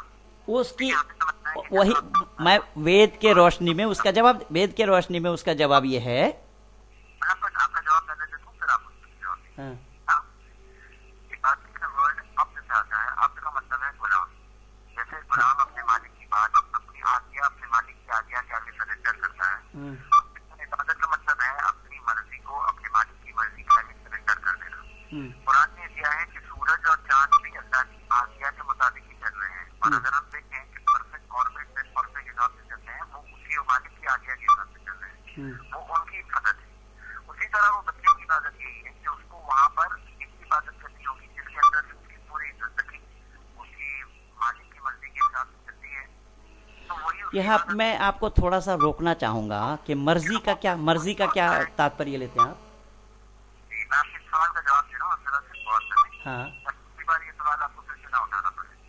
सवाल इसका जवाब यही है कि ये सारी की सारी चीजें, कि इबादत का कंसेप्ट सिर्फ वो नहीं है, नमाज नहीं है जैसे कई लोग सोचते हैं। जी जी। इबादत का कंसेप्ट है अपनी मर्जी और आज्ञा को अपनी मालिक की मर्जी और आज्ञा के आगे सरेंडर कर देना। तो हम जब सांस ले रहे हैं तो ये हमारी, ये सांस की हमारी सरेंडर हो रही है, सांस हम ले रहे हैं ऊपर वाली की आज्ञा के मुताबिक कर रहे हैं। अब समझ के है कि तो ये तो कुरान का आयत ही अपने आप कट जाएगा। जो अल्लाह ने जिक्र फरमाया, वमा खलक़तुल जिन्ना वल इंसा इल्ला लियअबुदून, जो इल्ला लियअबुदून शब्द को आप कहाँ घटाएंगे? मैं वही तो बता रहा हूँ। जी।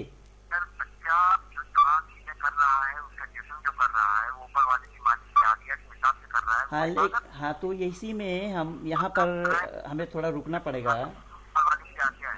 हेलो जी, सुन रहा हूँ। तमाम चीजें इबादत हो जाती हैं? है, तमाम चीजें इबादत है। हाँ। सूरज चलता है तो सूरज के पास तो बच्चे, ऐसा ही मामला है ना सूरज का। सूरज का सूरज भी क्या कर रहा है, अल्लाह की इबादत कर रहा है, जब वो अल्लाह के हुक्म के मुताबिक गर्दिश कर रहा बस है। यही चीज इस्लाम नहीं जानता है। एक इंसान को छोड़ करके इबादत के लायक कोई नहीं है। सूरज इबादत क्या करेगा? सूरज जड़ है या चेतन है? वही तो बता रहा हूँ आपको। हाँ। सूरज जो है ना, अल्लाह कहता है ला तस्जुदू लिशम्सी वला लिलकमरी वस्जुदू वो तो अल्लाह को, वो तो आप जाएंगे तो अल्लाह को तो इल्म नाम की कोई चीज नहीं है। मैं कुरान से ही सारा हवाला आपको दे दूंगा, और मेरा इंटरनेट पे दिया हुआ है, 90 पेजेस हैं।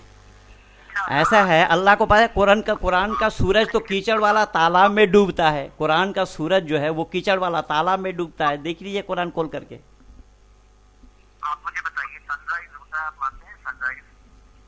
हाँ, सनराइज और सनसेट आपने देखा है कभी? सनराइज देखा है, सनसेट देखा है कभी? सूरज, वेद में सूरज न कभी डूबता है न कभी निकलता है, क्योंकि सूरज जिस समय हम निकलते हुए देख रहे हैं, अमेरिका वाला डूबता हुआ देख रहा है। जिस समय हम डूबता हुआ देख रहे हैं, अमेरिका वाला निकलता हुआ देख रहा है। निकला या डूबा सूरज? उसका जवाब है ना।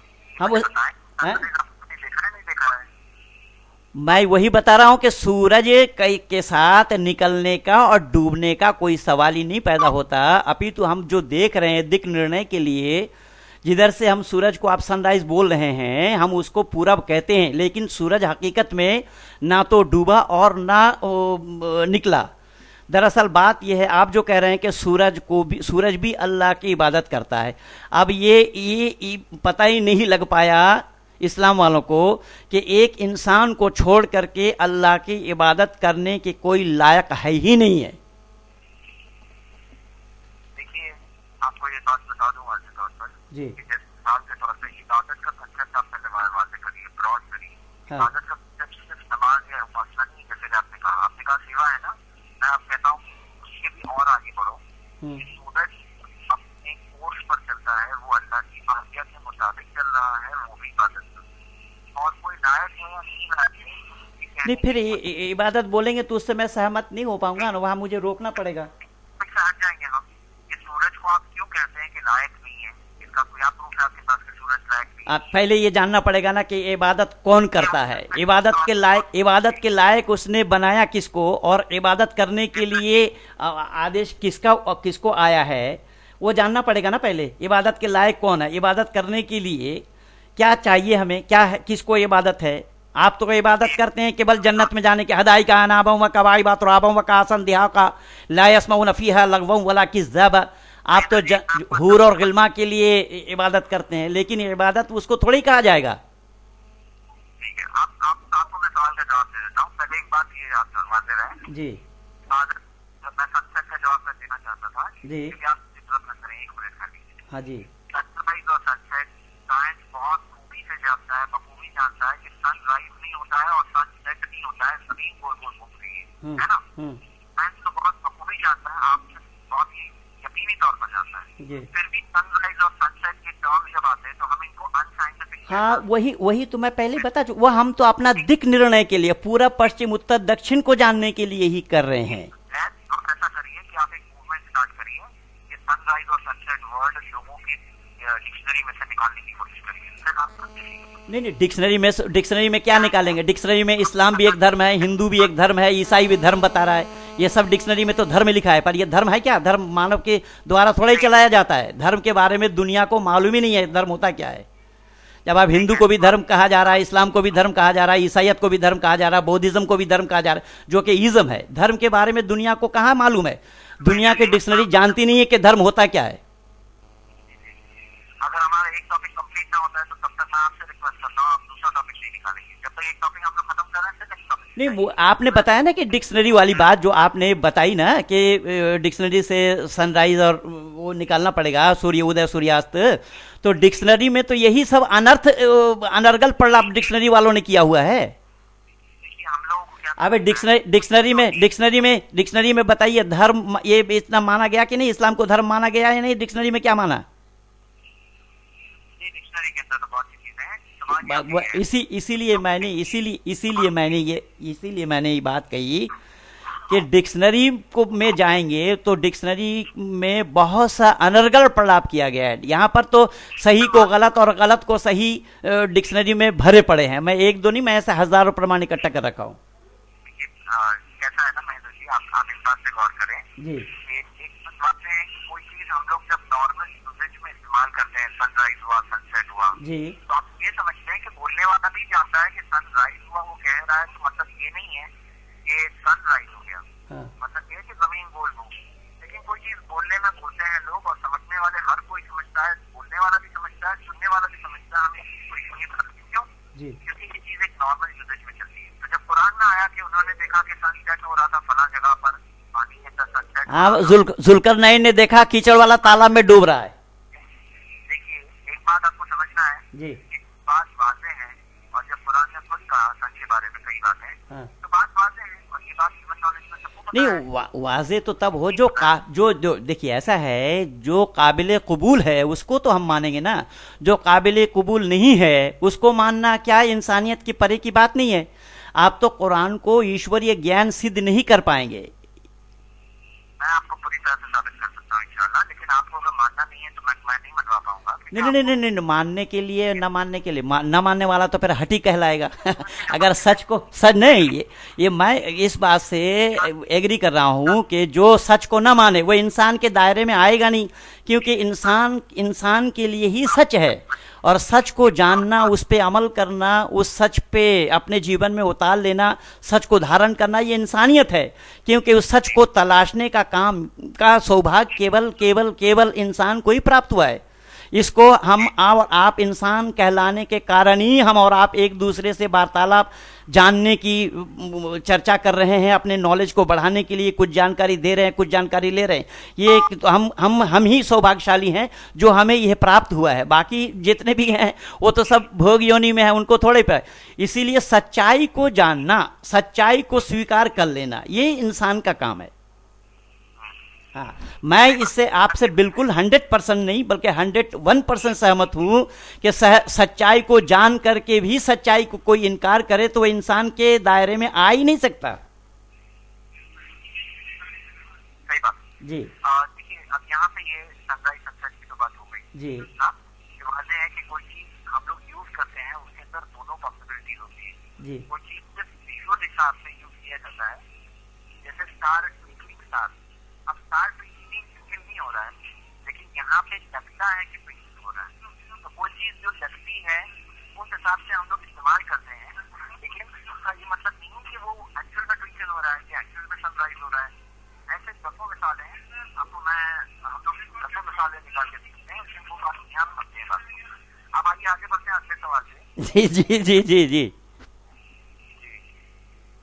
अभी सवाल यहाँ क्या है, अगला सवाल ये है हमारे सामने जी कि ऊपर वाले के बारे में जो आपने कहा हाँ हाँ, हाँ कि वो अर्थ पर है।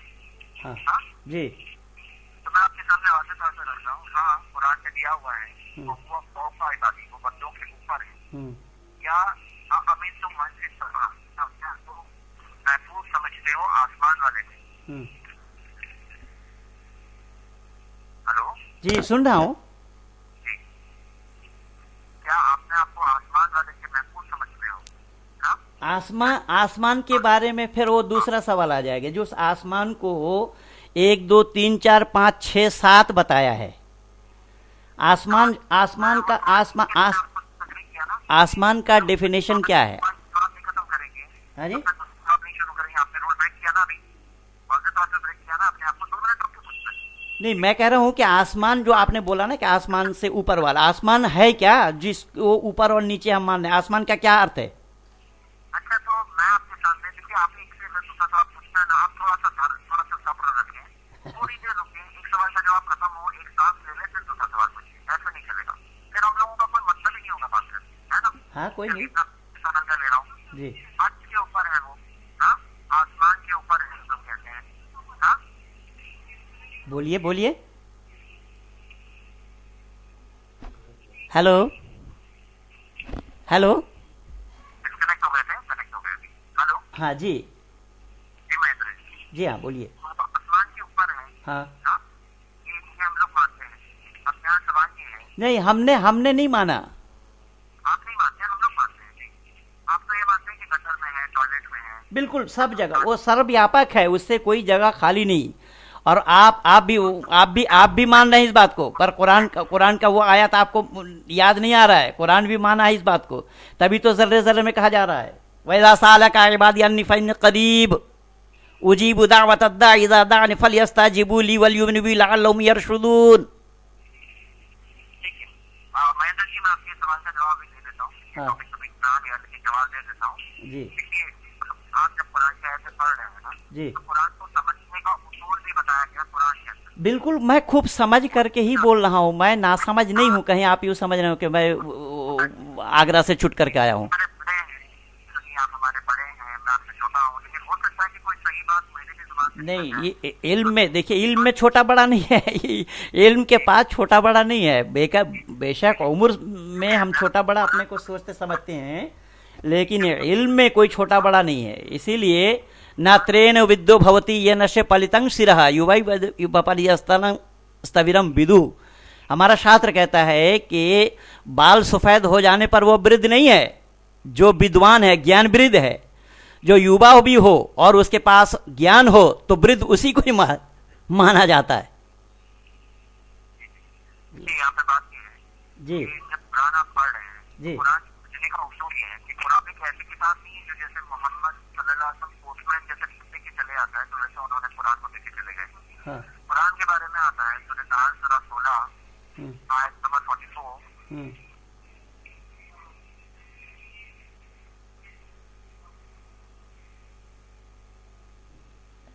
हेलो, हाँ सुन रहा हूँ।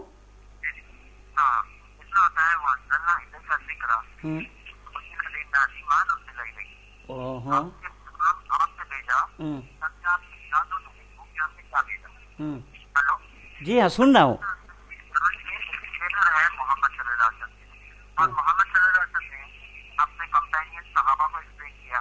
तो जैसे मिसाल के तौर पर सूरह 50 आयत नंबर 16 जो अभी आपने पढ़ी हाँ कि मैं तुम्हारी जय रब से ज्यादा करीब हूँ, हाँ इसके बारे में मोहम्मद सल्लल्लाहु अलैहि वसल्लम के कंपेनियन अब्दुल्लाह इब्न अब्बास रज़ियल्लाहु अन्हुमा ने समझाया आज तुम ऐसा कुछ का मतलब है वो जानता है तुम जहाँ कहीं हो, तो अपने ज्ञान से वो सब कुछ जानता है, तुम्हारी जय रब से ज्यादा करीब है, लेकिन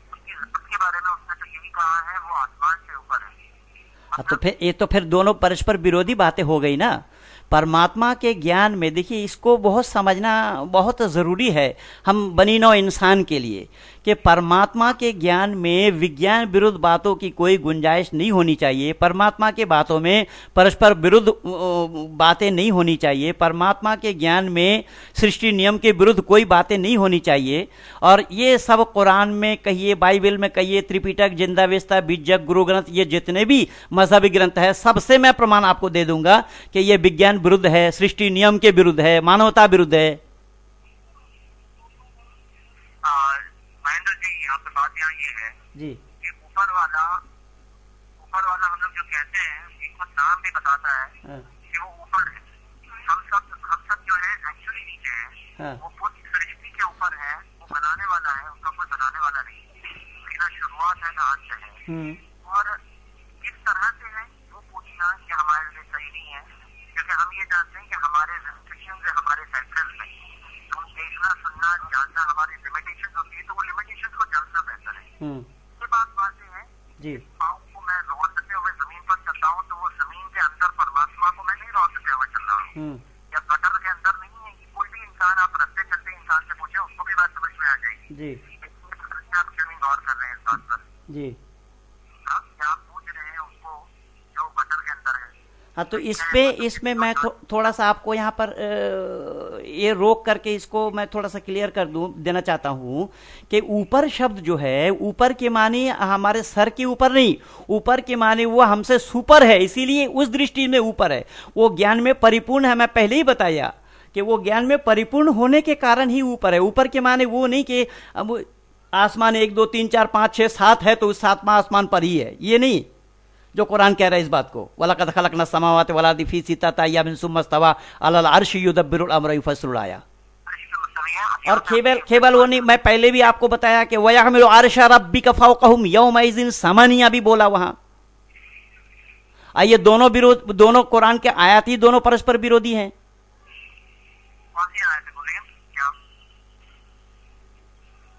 जी है वलक़द ख़लक़ना समावाति वल अर्ज़ फ़ी सित्तति अय्यामिन सुम्मा इस्तवा अलल अर्श युदब्बिरुल अम्र युफ़स्सिलुल आयात। एक जगह नहीं, वो कई जगह आया है। वो एक दो जगह नहीं, कई जगह है वो कि अल्लाह ताला ने 6 दिन में जमीन और आसमान को बनाया, 7वां दिन अर्श करार पकड़ा। अब वही उसमें जब ये 6 दिन में दिन बनाने, दिन का 6 दिन का सवाल ये है, अय्याम जो अरबी में है, यौम अरबी लैंग्वेज में आप डिक्शनरी में देख सकते हैं। वो एक दिन के लिए भी आता है, एक पीरियड के लिए भी आता है, एक बहुत बड़े जमाने के लिए भी आता है, इपोक। तो हम ये जाने कि अरबी में ये जो यौम आया है, ये इसके अंदर स्पेसिफाइड नहीं है। जैसे मिसाल के तौर पर हम लोग ये देखें कि दिन जो है जमीन पर 24 घंटे का है, लेकिन वही जो दिन होता है वो कोई प्लैनेट पे कईयों दिनों का होता है। हाँ, वो तो हम भी मानते हैं, वो तो हमारे यहाँ ब्रह्म काल कहा गया उसको, वो भी हम भी मानते हैं। नहीं, 6 दिन में कैसे बनाया ये मैं नहीं बता, मैं कह रहा हूँ कि दिन और रात का पता कैसे लगा, किस चीज के द्वारा हमें और आपको दिन और रात का पता लगता है?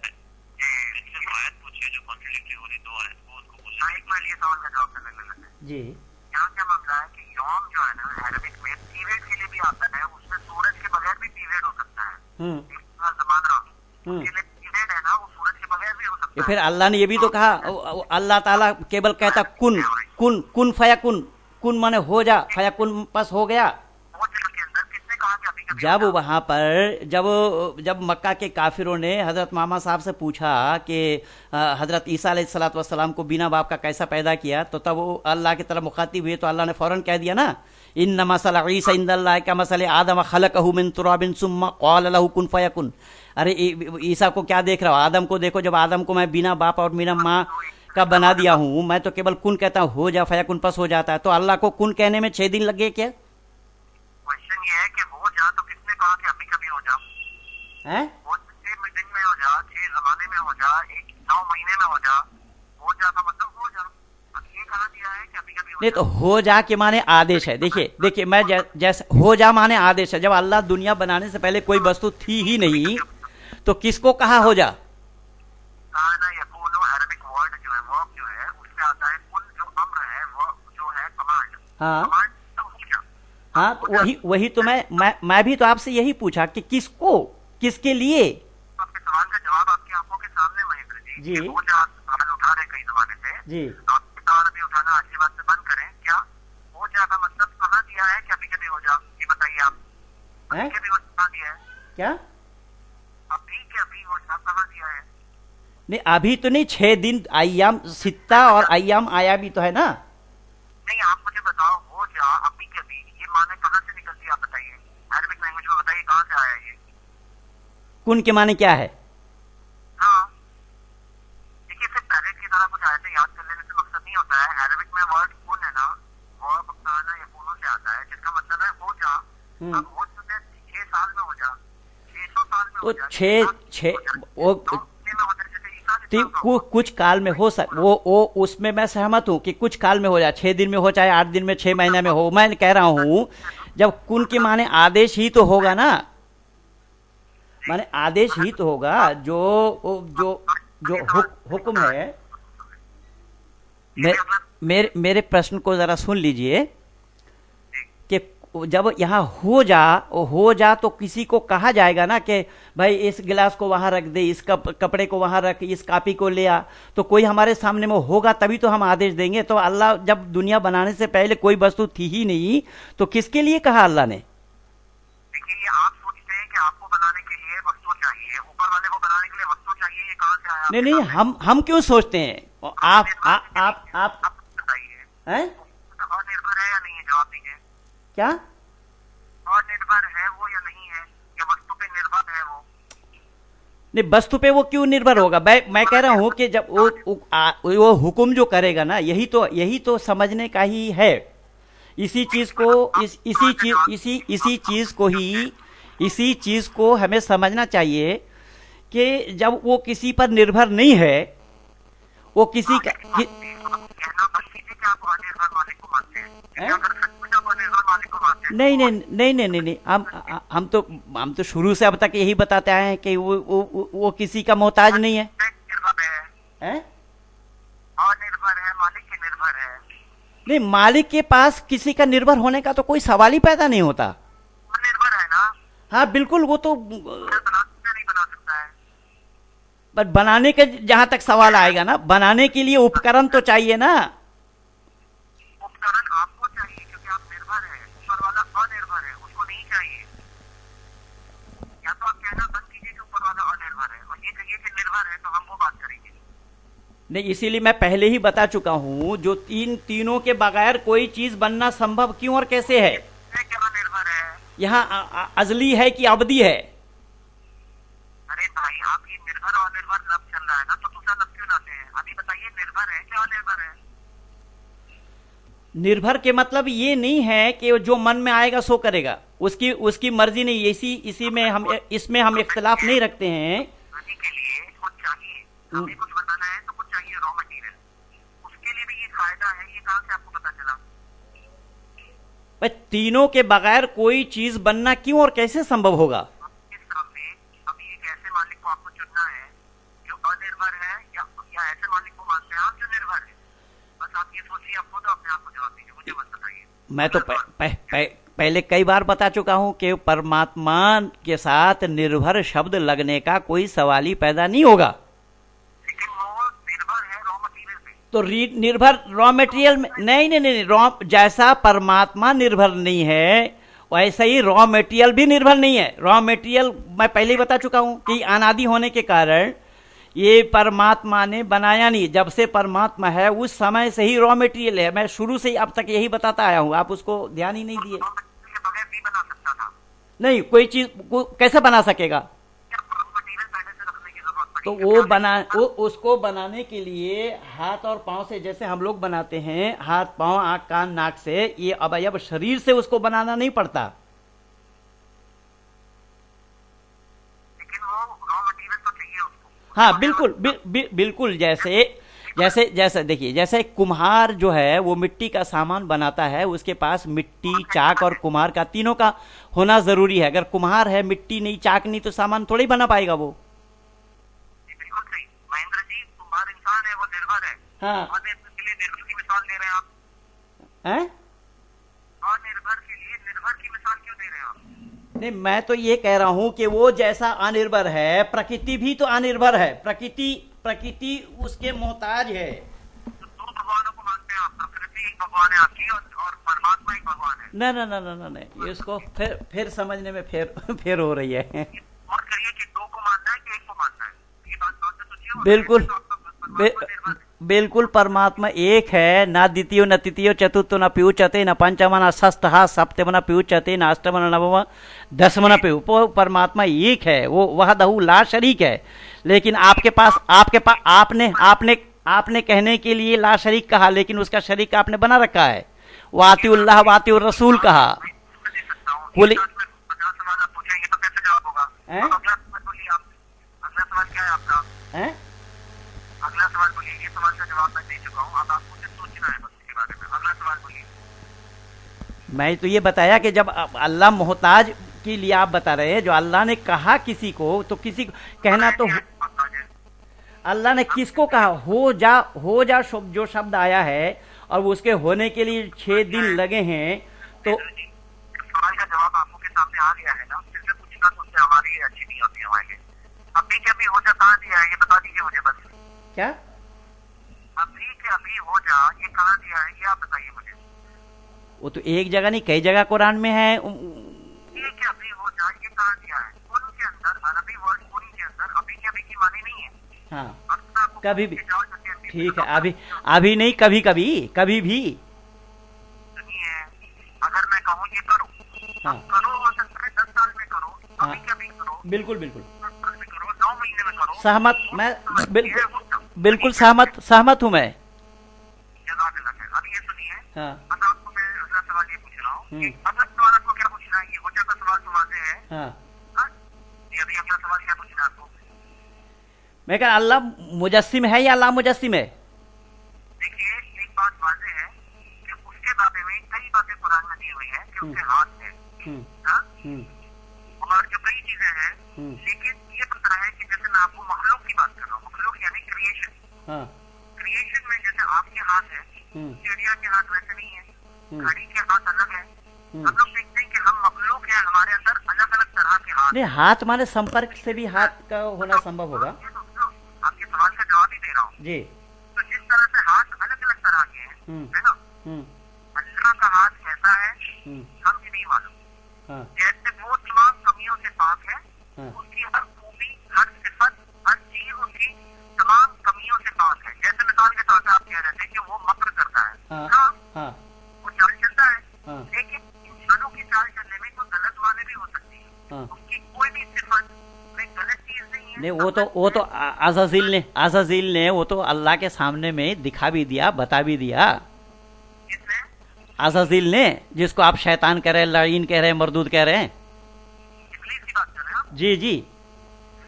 क्या बोल रहे हैं आप? क्या बता दिया? उसने अल्लाह को उंगली नचा कर अल्लाह से नहीं बोला कौला मामना का अल्लाह तज़ुइज़ अमरत का कौला ना खैरु मिन खलक़तनी मिन नारि व खलक़तहु मिन तीन कौला फबिमा अग़वैतनी ला अक़उदन्न लहुम सिरातकल मुस्तक़ीम के जो तेरे सीधा रास्ता पर रहेगा उसको मैं गुमराह करूंगा, आगे से, पीछे से, दाएं से, बाएं से। वो तो इब्लीस ने अल्लाह के सामने उंगली नचा कर कहा इस बात को कि मैं उसे ही गुमराह करूंगा जो तेरे सीधा रास्ता पर रहेगा, उसको दाएं से, बाएं से, आगे से, पीछे से मैं गुमराह करूंगा और अक्सर तू गुमराह ही पाएगा। तो अल्लाह ने कहा जो मेरे सीधा रास्ते पर रहेगा उसको तो गुमराह कर ही नहीं सकता।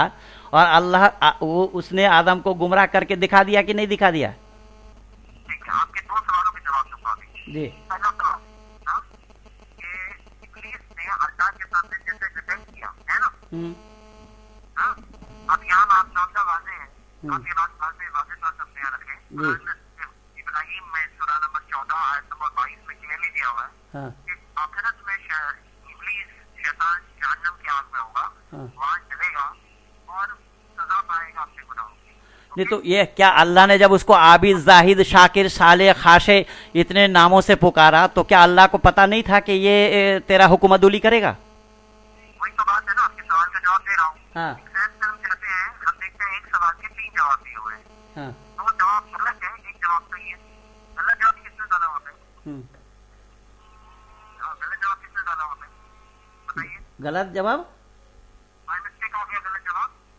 नहीं, मैं कह रहा हूँ कि वो उसने तो महेंद्र जी, मैं आपके सवाल का जवाब दे रहा हूँ। 2 मिनट शादी से हाँ एग्जाम के अंदर एक सवाल के 3 जवाब दिए होते हैं और दिया होता है कि सही जवाब चुनो, हाँ है ना। हाँ। एक जवाब सही होता है, 2 जवाब गलत होते हैं। हाँ। गलत जवाब किसने डाला वहाँ पे बताइए मुझे। नहीं, ये भी जरूरी नहीं है कि 2 जवाब गलत हो गए, जवाब तीनों सही हो सकता है। अगर दिया है कि सही जवाब चुनो तो 2 जवाब गलत हो गए ना।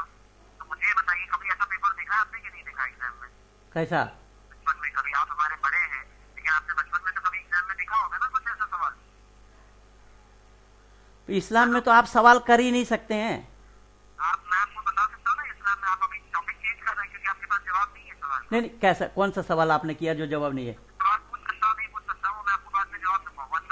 अभी सवाल ये है, हाँ एक एग्जाम के अंदर हाँ 3 जवाब दिए होते हैं, सही जवाब चुनो तो 2 जवाब गलत होते हैं। किसने डाला वहाँ पे आप बताइए ना।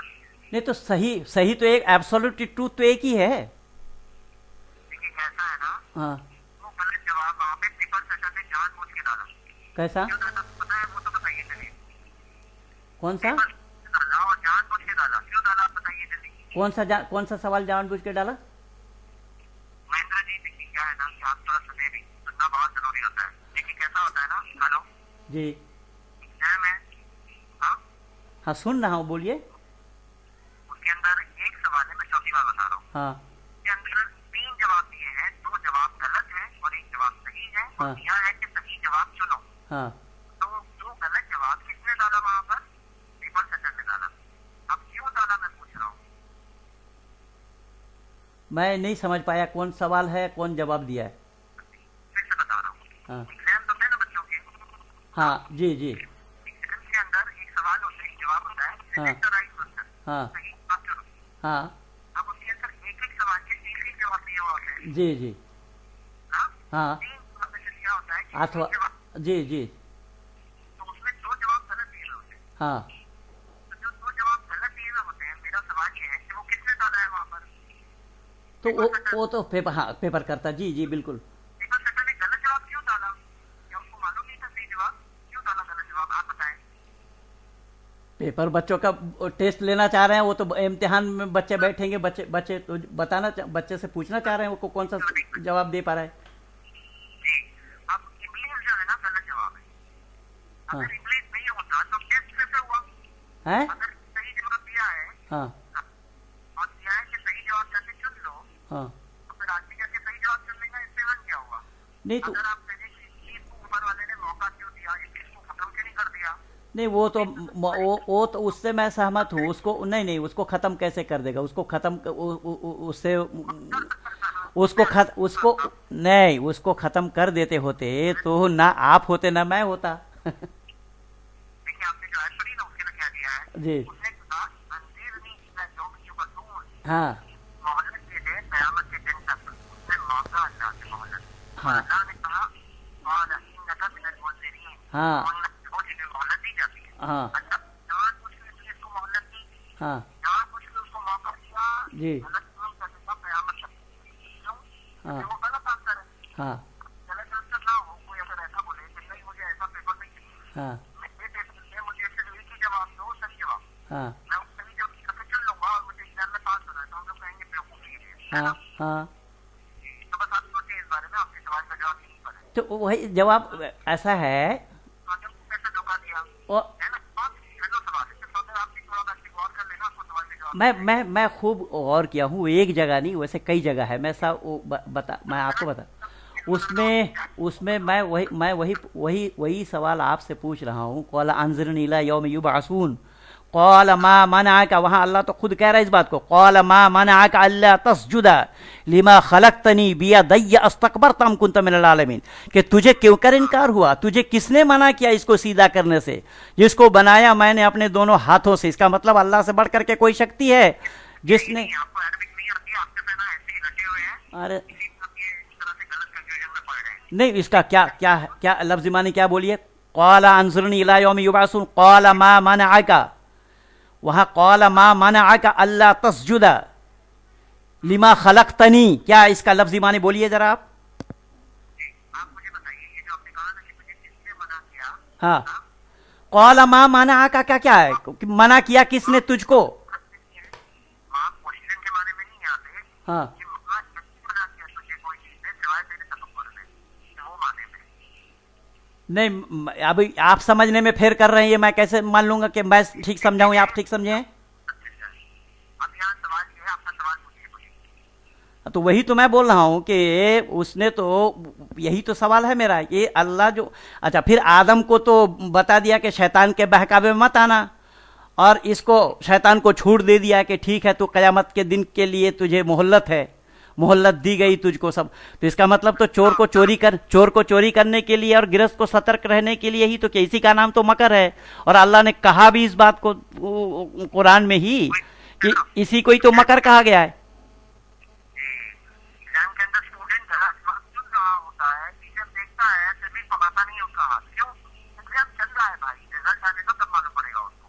तो उसी तरह अल्लाह ने चीज को गलत जवाब बनाया हमारे लिए, और उसके लिए क्या है कि वो गलत काम कर रहा है, उसको भी उसका अंजाम नहीं तो इसमें देखिए, इसमें गलत की कौन सी बात है, जब उस अल्लाह ने तो खुद को उसको तो मना किया ना कि आदम को कि इसके बहकावे में मत आओ, और शैतान को बता दिया कि ठीक है तुझे मोहल्लत दी गई, उसने हर एक के नस नाड़ी में जाने के लिए, हर कयामत तक जिंदा रहने के लिए, और वहां अल्लाह को भी झूठ करार दे दिया। अल्लाह ने कहा इस फल को खाओगे। अब कौन ऐसी ममनू फल थी भाई कि उस जन्नत के बीचों बीच वो पेड़ था, बड़ पेड़ बताया जा रहा है, वो पेड़ कौन सा ऐसा फल है जिसको पेड़ में लगते हो, और वो पेड़ जब फल उसका खाना नहीं तो उसको लगाया क्यों गया।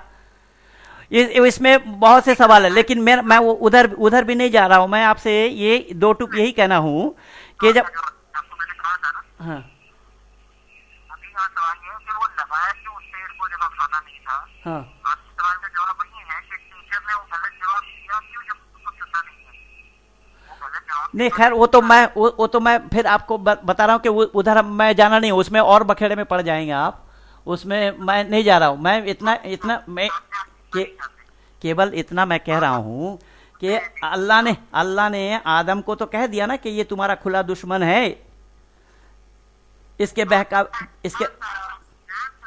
इसीलिए तो लोगों को भी कहना पड़ा ना कि बंदों को देखकर मुनकिर हुई है दुनिया के ऐसे बंदे हैं जिस खुदा के खुदा कोई अच्छा खुदा ना होगा। ये तो हमारे बनाए हुए नहीं है कि बंदों को देखकर मुनकिर हुई है दुनिया कि ऐसे बंदे हैं जिस खुदा के वो खुदा कोई अच्छा खुदा ना होगा। अरे भाई ये वाकई बात है, ऐसे लोगों को कैसा चाहिए, मतलब ना उनको ऐसा एग्जाम चाहिए, एग्जाम में जाओ और जाकर एक जवाब दिया हो कि सही जवाब चुन लो, उनको गलत जवाब चाहिए ही नहीं होते। एक बेवकूफी की बात है तो यही तो सही और गलत का निर्णय के लिए बुद्धि का प्रयोग करना चाहिए या नहीं करना चाहिए। बुद्धि का प्रयोग, बुद्धि का प्रयोग बोल रहे हैं आप। यानी सही और गलत का निर्णय हम किस चीज से लेंगे, बुद्धि से ना, अकल से। सिर्फ अकल से नहीं लेंगे, हैं? सही अकल से लेंगे। हाँ गलत नहीं हो जाती है। तो भाई मेरा, मैं अकल ही तो बता रहा हूं, मैं अकल से ही तो निर्णय लिया जाएगा ना। सिर्फ अकल नहीं, सही अकल, गलत अकल नहीं चलेगी। अब सही और गलत के लिए फिर और बखेड़ा हो जाएगा, वहां मैं नहीं जा रहा हूं। मैं केवल अकल शब्द का इस्तेमाल कर रहा हूं। अकल के माने बहुत बुद्धि, तो हम बुद्धि सही रास्ते पे लगाएंगे तो हम अच्छे कहलाएंगे, गलत रास्ते पे लगाएंगे तो बुरे कहलाएंगे, ये तो है ही। और बुद्धि का इस्तेमाल तो गलत रास्ते पे होना चाहिए नहीं, क्योंकि बुद्धि का इस्तेमाल जो गलत रास्ते पे करेगा, यानी सही बुद्धि जो आप सही अकल बता रहे हैं, बुद्धि के साथ अकल के साथ और गलत शब्द लगना इंसान के लिए व्यवहार योग्य है नहीं। इंसान अगर गलत बुद्धि ले, गलत अकल ले, तो इंसान कहलाने का हकदार भी नहीं बनेगा। इसीलिए इसमें सही और गलत मत कहिए, यहाँ बुद्धि की बात है। हाँ बिल्कुल मैं 100% सहमत, वही तो मैं भी कह रहा हूं। लेकिन अकल से, जब आपको तो अकल में वहां मना किया, कुल्लु मा जा बिही रसूल मिन इंदिल्लाह कह दिया, आप तो अकल में वहां दखल दे नहीं सकते हैं। वहाँ रसूल ने जो बतलाया अल्लाह के तरफ से उसको बिना छानबीन किए आपको मान लेना है, वहाँ तस्लीम करना है, कबूल करना है, स्वीकार करना है। इसीलिए सूरह बकर में भी तो बांध दिया ना आपको दूसरी आयत में, ज़ालिकल किताबु ला रैब फीह। आप उससे आगे कहाँ निकल सकते हैं? उससे आगे आप जा सकते हैं क्या? आपके सवाल का जवाब नहीं है तो क्या जवाब ले आएंगे? हैं? कुरान ने 27 जगहों पे दिया है, अब 15 साल के लोग असल तुमको नहीं इस्तेमाल करोगे तुम। मैं वही तो, मैं कुरान में परस्पर विरोधी बातें हैं, मैं कहाँ मना कर रहा हूँ, मैं तो बार बार यही कह रहा हूँ कि यहाँ जहाँ हम शुरू करेंगे, यहाँ ज़ालिकल किताब ला रैब फीह कहा कि नहीं कहा है? क्या बोली, क्या बात है उसमें, क्या सवाल है आपका? उसमें क्या ज़ालिकल किताब ला रैब फीह का क्या तात्पर्य है, क्या अर्थ लफ्ज़ी मानी क्या लेते हैं आप? ज़ालिकल किताबु ला रैब फीह, जी। ये वो किताब है जिसमें कोई शक नहीं, हुदल लिल मुत्तकीन, हिदायत है अल्लाह से वो डरने वालों को। फिर और बखेड़े में पड़ जाएंगे। इसका मतलब अल्लाह गैर हिदायत वालों को हिदायत दे नहीं सकता। अल्लाह हिदायत देता है हिदायत वालों को, जो सीधा रास्ते पर, इहदिनस सिरातल मुस्तकीम, जो सीधा रास्ते पर चलने वाला उसी को अल्लाह हिदायत देता है। पर हिदायत तो देना चाहिए गुमराहों को, अल्लाह तो गुमराहों को रास्ता दिखा भी नहीं पाता है। वहाँ तो फी कुलूबिहिम मरदुन फज़ादहुमुल्लाहु मरदा वलहुम अज़ाबुन अलीम बिमा कानू यकज़िबून बता करके किनारे किया अल्लाह ने अपने को, कि उसके कल्बी मर्ज को अल्लाह ने बढ़ा दिया। अब कल्बी मर्ज अगर आदमी के कल्बी मर्ज को अल्लाह बढ़ावे तो भला उसका शफा देने वाला दुनिया में कौन ऐसा डॉक्टर होगा? मैं उसका जवाब दे रहा हूँ ना। जी, सूरह रहमान सूरह 13 आयत नंबर 27, अल्लाह कहता है मैं बता रहा हूँ कुरान में परस्पर विरोधी बातें हैं, इसमें मैं आपको कई बार बता चुका हूँ।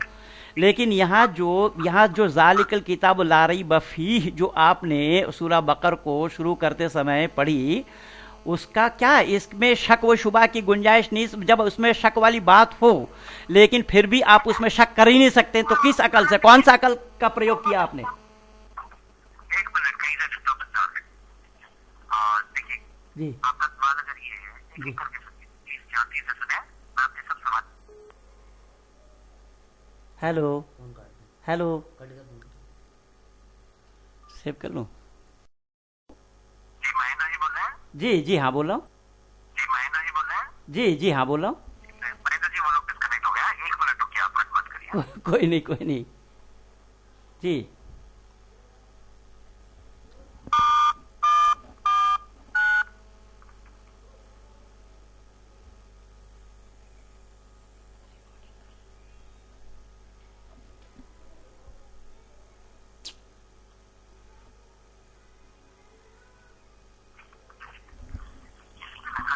जी जी हाँ फरमाइए। हमारी बात ये रही कि आपके सवाल का जवाब सूरह 13 आयत नंबर 27 में है, जिसमें दिया है यहदी इलैहि मन अनाब, अल्लाह उसे हिदायत देता है जो उसकी तरफ पलटता है, और किसे छोड़ देता है गुमराह में, तो गलत रास्ता इख्तियार करता है उसको गुमराह में छोड़ देता है। नहीं तो अल्लाह की मर्जी है, अल्लाह जिसको चाहता है हिदायत देता है, जिसको चाहता है गुमराह करता है। बताइए आप, अभी मैंने आयत पढ़ी, किसको चाहता है हिदायत देता है? शक्ल देख के हिदायत देता है, किसको देख के हिदायत देता है? वो तो कुरान से ही पूछना पड़ेगा ना, अल्लाह से ही पूछना पड़ेगा, अल्लाह वालों से ही पूछना पड़ेगा। अल्लाह तो एक मिनट हिदायत देता है बताइए, अभी वो आयत में जवाब दिया था आपके सवाल का। है। सूरह रात सूरह 13 आयत नंबर 27 एक बार पढ़ता हूँ, आप अभी जवाब दीजिए। अल्लाह कहता है यहदी इलैहि मन अनाब, हाँ उसे हिदायत देता है। हाँ यहदी इलैहि मन अनाब। जी मैं वही बता रहा हूँ कि उसमें मेरी बात को आप समझ रहे थोड़ी सी कि अल्लाह कुरान में परस्पर विरोधी बातें हैं, यहाँ कुछ कहा तो और जगह और कुछ कहा। तो अल्लाह के ज्ञान में एक मिनट सुन लीजिए, परमात्मा के ज्ञान में परस्पर विरोधी बातों का होना संभव ही नहीं है। मैं इससे सहमत नहीं हूं कि कहीं कुछ, क्योंकि ये देखिए इसीलिए अल्लाह को पहले दिए हुए ज्ञान को मनसूख करना पड़ा, और अल्लाह ने कहा भी इस बात को, वैज़ा बद्दलना आयाति माकान आयाति वल्लाहु अअलमु बिमा युनज़्ज़िलु इन्नमा अंत मुफ्तरिन बल अक्सरुहुम ला यअलमून, कि एक आयत के बजाय दूसरी आयत। अब एक आयत के बजाय जब हम कोई गलत कह जाएं तब तो मैं आपसे कहूंगा कि भाई ठीक है ये गलती हो गई। तो अल्लाह का ज्ञान पूर्ण है या अपूर्ण है? अल्लाह का ज्ञान अगर पूर्ण है तो उस ज्ञान को बदलने का क्या काम होगा? देखिए इसका जवाब ये है हाँ कि मनसूख का मामला ये है हाँ कि हेलो जी हाँ सुन रहा हूँ, मनसूख के अंदर हेलो सुन रहा हूँ भैया। दो रीजन बुनियादी समझ लें। हाँ एक ये है कि मिसाल के तौर पे डॉक्टर ने किसी को कहा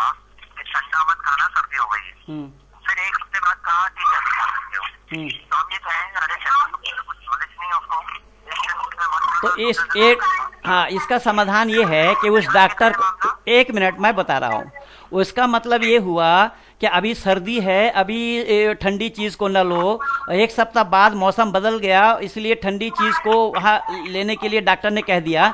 तो क्या डॉक्टर तो अल्पज हैं, तो क्या अल्लाह भी अल्पज है क्या? अल्लाह को पता नहीं कि एक सप्ताह बाद मौसम बदल सकता है? आपके सामने वाजे है कि अल्लाह ने एक जमाने में कहा कि फला चीज मत करना, वो जमाने की तकलीफों, परेशानी, सिचुएशन के हिसाब से अच्छा था। और दूसरे जमाने में कहा कि फला नहीं, तो अल्लाह का ज्ञान, मेरा सवाल सुनिएगा, अल्लाह का ज्ञान पूर्ण है या अपूर्ण है? हैं? अल्लाह का ज्ञान पूर्ण है ना?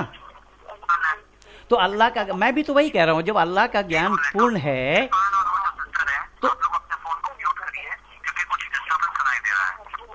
हैं? फोन को म्यूट करने आता है दोनों को। हेलो जी फोन म्यूट करो, म्यूट इसको दो।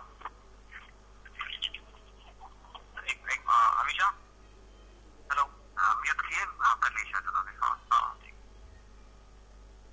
हाँ मैं ना जी जी जी देखिए, ज्ञान की बात जब हम कर रहे हैं, हेलो, हाँ तो ज्ञान डॉक्टर को पहले से था, डॉक्टर जैसा नहीं, डॉक्टर से तो बहुत परफेक्ट, अल्लाह का कोई कंपैरिजन नहीं है डॉक्टर से। हाँ हाँ? हम्म, लेकिन डॉक्टर को ज्ञान होते हुए भी शुरू में कहता है ये मत करना, फिर बोला कि अभी कर सकते हो, क्यों? नहीं, ये यही तो मैं भी तो आपसे यही कहा ना कि परमात्मा परफेक्ट है, परमात्मा के पास ज्ञान की कमी नहीं है, वो अज्ञान से कोसों दूर है, लेकिन डॉक्टर का ज्ञान अल्पज्य है। डॉक्टर नहीं बता सकता कि मौसम एक सप्ताह में बदलना है, 2 दिन में बदलना है, साल भर में बदलना है, नहीं बता सकता। लेकिन परमात्मा तो ज्ञान में परिपूर्ण है, इसलिए उसको ज्ञान उसका पूर्ण होना चाहिए। पर उसमें ज्ञान में कौन सी कमी आ गई जो उसको बदलना पड़ा फिर? देखिए, मैं आपके सवाल का ही जवाब दे रहा हूँ, आप भी समझने की कोशिश करिए। हाँ बिल्कुल समझ रहा हूँ। डॉक्टर में और ऊपर में वाले में, परमेश्वर में कोई कंपैरिजन नहीं है। हाँ बिल्कुल, डॉक्टर में अल्लाह में कोई कंपैरिजन नहीं हाँ वो पूर्ण है, हम अपूर्ण हैं। जी है। जी जी डॉक्टर की हम बात करते हैं कि वो अपने अपूर्ण ज्ञान के साथ भी जानते हुए कि पेशेंट को मैं 1 हफ्ते बाद बोलने वाला हूँ कि अभी खा सकते हो, लेकिन उस वक्त में बोलता है मत खाना, क्यों? पेशेंट के भले के लिए, हाँ पेशेंट के भले के लिए कहता है, हाँ क्योंकि पेशेंट भला है इसमें, जी अभी वो नहीं खाए वो उसके लिए वही अच्छा है, इसलिए वो कहता है अभी मत खाना। हाँ 1 हफ्ते बाद बोलता है अभी ठंडा खा सकते हो। हाँ हाँ? हाँ तो यहाँ क्या मामला है? जानते हुए भी जब डॉक्टर ऐसा करता है, हमें नहीं क्या नहीं नहीं समझ नहीं, में आया? डॉक्टर जानते हुए नहीं करता, डॉक्टर का ज्ञान अल्पज्य है, लेकिन पर आप सुन भी नहीं रहे हैं। अब आप सुन नहीं रहे हैं, मैं कह रहा हूं कि परमात्मा के ज्ञान के साथ डॉक्टर का ज्ञान का तुलना करना संभव नहीं है, क्योंकि दोनों के ज्ञान में आसमान और जमीन का अंतर है कि वो ज्ञान में परिपूर्ण है, और डॉक्टर हो या आप हो, मैं हूं, हम ज्ञान में अपूर्ण हैं, हमारा पास पूरा ज्ञान नहीं है, हम उसी हैं। हाँ, तो इसीलिए पहले ज्ञान में कौन सी बात की कमी आ गई थी जो बाद में पूरी की? फिर अल्लाह का ज्ञान पूर्ण कैसा हुआ? आपका अल्लाह का ज्ञान हमेशा हमेशा से पूर्ण है, लेकिन अल्लाह ने एक हुक्म दिया एक वक्त पर, क्यों? क्योंकि लोगों के लिए वो चीज अच्छी थी, और बाद में दूसरे वक्त में दूसरा हुक्म दिया, क्यों? क्योंकि बाद में वो चीज अच्छी थी। नहीं, एक मिनट, यही तो बस इसी को हम दोनों अगर समझ लें तो कहीं पर झंझट नहीं है। हम तो अल्पज हैं, इसीलिए हमने बता दिया कि भाई ये फला जगह इस तरीके से नहीं, अभी ये इस काम करो, बाद में उसको नहीं करना, क्योंकि हम तो आगे के लिए हम जानते नहीं है, और वो सब कुछ जानता है, वो आगे का भी जानता है और पीछे का भी जानता है, इसलिए उसका ज्ञान पूर्ण है। वो उसको बदलने का कोई सवाल ही पैदा नहीं होगा। जो वैसा बदलना आयाती बताया गया, उसको बदलने का तो कोई सवाल ही पैदा नहीं होगा। वो बदलना है, 1 मिनट आप मुझे बताइए जी कि वो सही बात सब कुछ जानते हुए, हाँ हाँ अगर वो एक वक्त में एक हुक्म दे रहा है, वहाँ के लोगों के मदद इसका आंसर मैं दूं इसको, बोलो। मैदा पार्टी जी हाँ बच्चा जब टीचर स्कूल में पढ़ाती है, हाँ वो उसको बीकॉम का नॉलेज भी आता है, हाँ। इसमें यहाँ इसमें मानव के, देखिए मैं शुरू से बताता आ रहा हूं कि मानव अल्पज है। सुनो मेरी बात, एक मुझे कंप्लीट करने के बाद में आप बोलो। जब टीचर होती तो 15वीं का नॉलेज भी आता है और 8वीं का भी नॉलेज आता है। पहली के बच्चे को वो फर्स्ट स्टैंडर्ड का चाहिए। पहली का बच्चा अगर 10वीं का सवाल लेके आएगा तो बोलेगी नहीं ये तेरे लायक अभी नहीं है, जब आएगा तब तेरे को बताऊंगी, जब तेरा टाइम आएगा तब मैं तेरे को बताऊंगी। तो जब ऊपर वाले ने जब वही नाजिल की, उस वक्त के लोगों के लिए वो अच्छा था जो कुरान में अल्लाह ने लिखाया, और जब थोड़ी दिन बाद वो टाइम आया तब अल्लाह ने बोला अब ये मत करो, अब ये करो। मैं भी तो, मेरा भी तो सवाल वही है कि इसका मतलब समय बदल सकता है, ये अल्लाह को इल्म नहीं था क्या? एक मेरा सवाल ये है कि एक प्राइमरी स्कूल का टीचर है, उसको हम यूनिवर्सिटी में एमए का क्लास लेने के लिए भेजेंगे तो संभव होगा? नहीं। अब इसी पे कायम रहना। जब एक प्राइमरी स्कूल का टीचर एमए का कक्षा लेने में समर्थ नहीं है, लेकिन ये अल्पज है, ये अल्पजता की, ये मानव का काम है, लेकिन जो परमात्मा है वो तो प्राइमरी को भी पढ़ा सकता है, एमए को भी पढ़ा सकता है। समझ रहे नहीं, आप बात को समझ रहे नहीं हो। मैं क्यों, आप समझने में फिर मैं ठीक समझाऊं, मैं जो बोल रहा हूं उसको आप समझने का प्रयास कीजिए ना। आप समझ नहीं रहे हैं, मुझे समझा रहे हैं, मैं बता रहा हूं जो उसको समझने का प्रयास तो करेंगे आप। मैं तो जी आपके सवाल को समझने की कोशिश कर रहे हैं जी। आपका कहना ये है कि एमए का टीचर आएगा ना, एमबीए लेवल का टीचर, उसको एबीसीडी वाले प्राइमरी के बच्चे को भी बोलना चाहिए कि तुम्हें ये फला चीज मैनेजमेंट प्रिंसिपल सिखाएंगे, तुम्हें ट्रिग्नोमेट्री सिखाएंगे हम लोग, उसको केजी के बच्चे को भी ट्रिग्नोमेट्री सिखाना चाहिए। आपका ये सवाल है ना? जी सही है कि नहीं? ये सवाल है तो ये कितना बेहुदा सवाल है। जब प्राइमरी के बच्चे को तुम ट्रिग्नोमेट्री सिखाओगे तो वो सीखेगा। अब यही मसला तो यही आकर के अटक रही है। बेहुदा सवाल ये है या आप जो बोल रहे हैं वही बेहुदा सवाल है? मैं अगर इसको पलट दूं तो इसीलिए मैं बार बार मैं यही खुशामद कर रहा हूं, बार बार मैं यही निवेदन कर रहा हूं। देखिए, गलत शब्द का इस्तेमाल ना करें, या आपके साइड में कोई और बोल रहा है जो ये बेहुदा सवाल है। ये बेहुदा सवाल है या हुदा सवाल है? जब इसके पास चाहिए भेजा इस सवाल को समझने के लिए। अब भेजा नाम की तो कोई चीज है नहीं, आपको जो पढ़ाया गया बस उसी के दायरे के अंदर में, उससे बाहर दुनिया है, इसको आप जानना नहीं चाहते। अब कोई अकल वाला सवाल पूछे तो वो बेहुदा सवाल हो जाएगा क्या? ये तो बहुत अच्छी बात नहीं है भाई। मैं क्यों सोच नहीं रहा हूं? मैं बिल्कुल सोच रहा हूं, तभी तो मैंने आप सोच करके ही बोला। मैं ये कह रहा हूं कि एक सवाल में तय हो जाएगा बात। अभी आपके सामने ये बात है, हाँ, कि यहाँ पे अगर कोई मैथमेटिक्स का एक्सपर्ट टीचर है, हाँ, और केजी में आ रहा है तो उसको 1 2 3 4 पढ़ाना पड़ेगा। बिल्कुल। आपका कहना है 1 2 3 4 नहीं पढ़ाना होगा, उसको ट्रिग्नोमेट्री। नहीं, मेरा कहना वो नहीं है। मेरा कहना ये है कि मेरा सवाल तो आपने सुना ही नहीं। मैं कह रहा हूं कि प्राइमरी स्कूल का टीचर वो यूनिवर्सिटी के एमए वाला क्लास को पढ़ा सकेगा क्या? नहीं ना।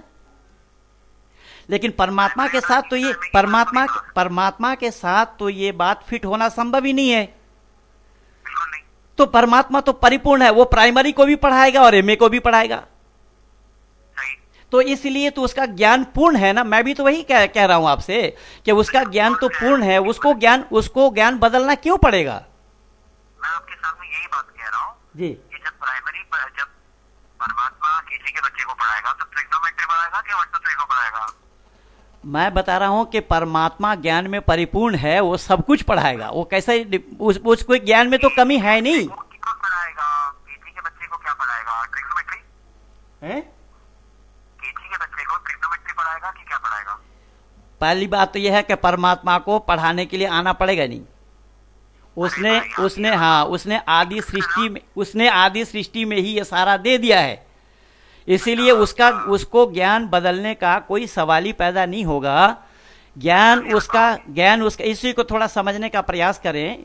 उसको, परमात्मा को ज्ञान बदलने का कोई सवाल ही पैदा नहीं होगा। परमात्मा का ज्ञान परिपूर्ण है और परमात्मा का ज्ञान है।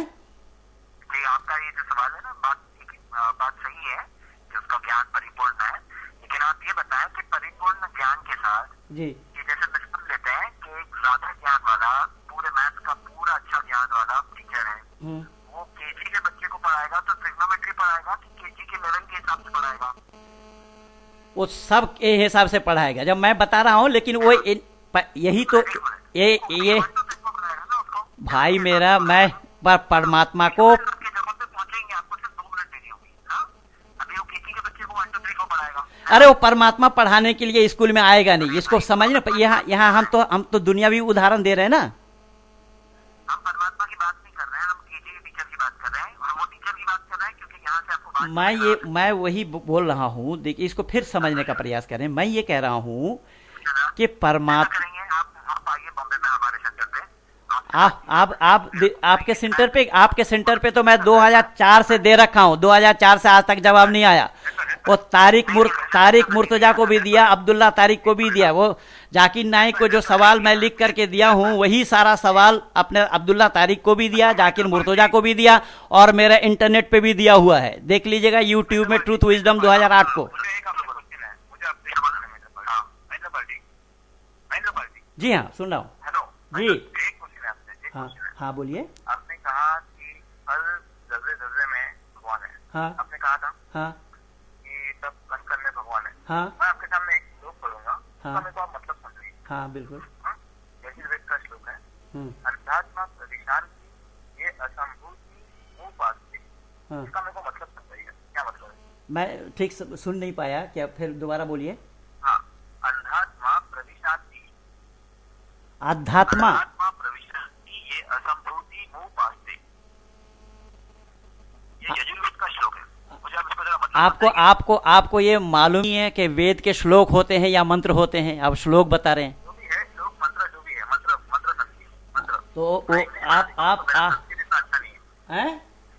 मैं इंग्लिश पढ़ा लिखा हूँ, मेरा संस्कृत इतना अच्छा नहीं है। आप मंत्र समझ के मेरे को इसका मतलब बताइए। नहीं भाई, जानने के लिए जब मैं ऐसा है, जो वस्तु जैसा हो उसको वैसा ही जानना चाहिए ना। हम बिना जाने बात करेंगे तो गलत संदेश भी तो जा सकता है। आपने मुझे कैसे कहा, जो आदमी वैसा उसको वैसा ही समझाना पड़ता है।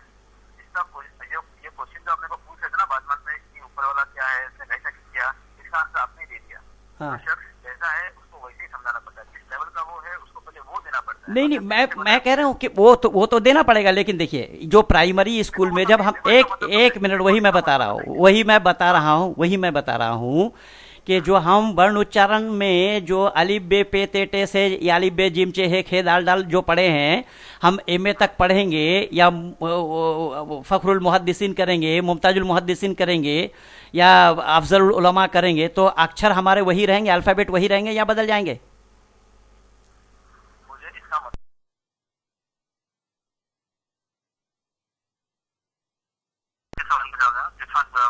डिस्कशन नहीं स्टार्ट होगा।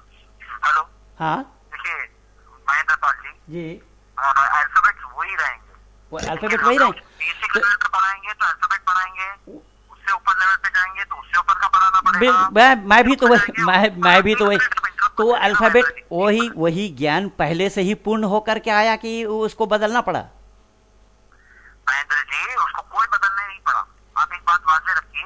नहीं, बदलना कैसे?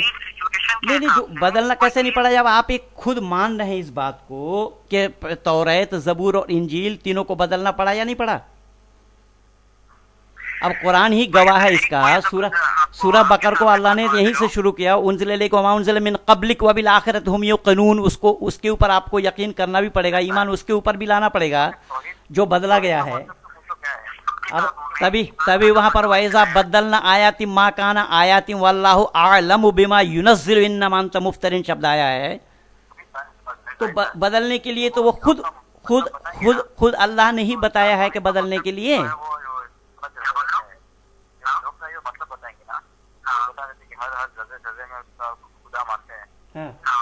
वेदों के अधीन जाएंगे, इसका मतलब बताएंगे तो इसको बोलने का मतलब बताए, क्या मतलब है?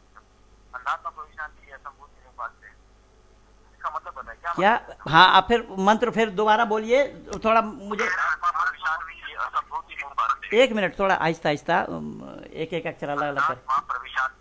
आध्यात्मा प्रविशांति,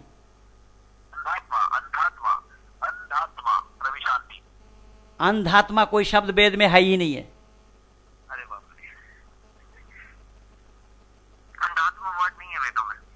अंधात्मा जो आप बोल रहे हैं ना,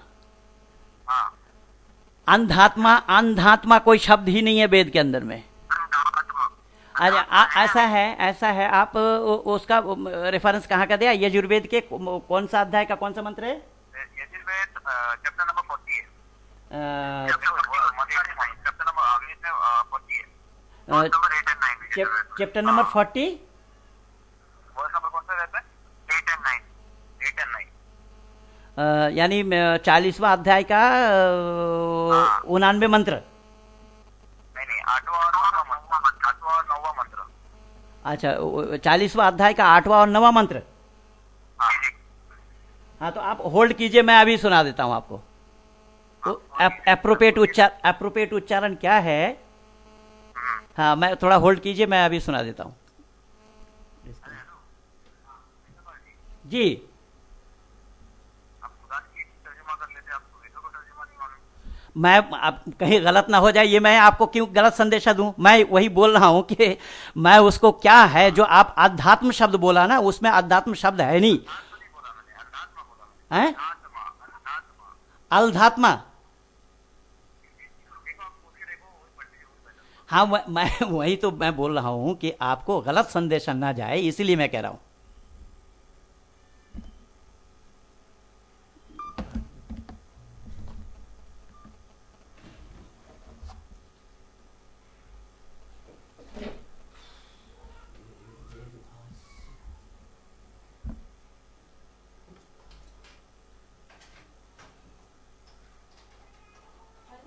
मैं यजुर्वेद भाष्य देख कर जल्दी करता हूं। 40 माता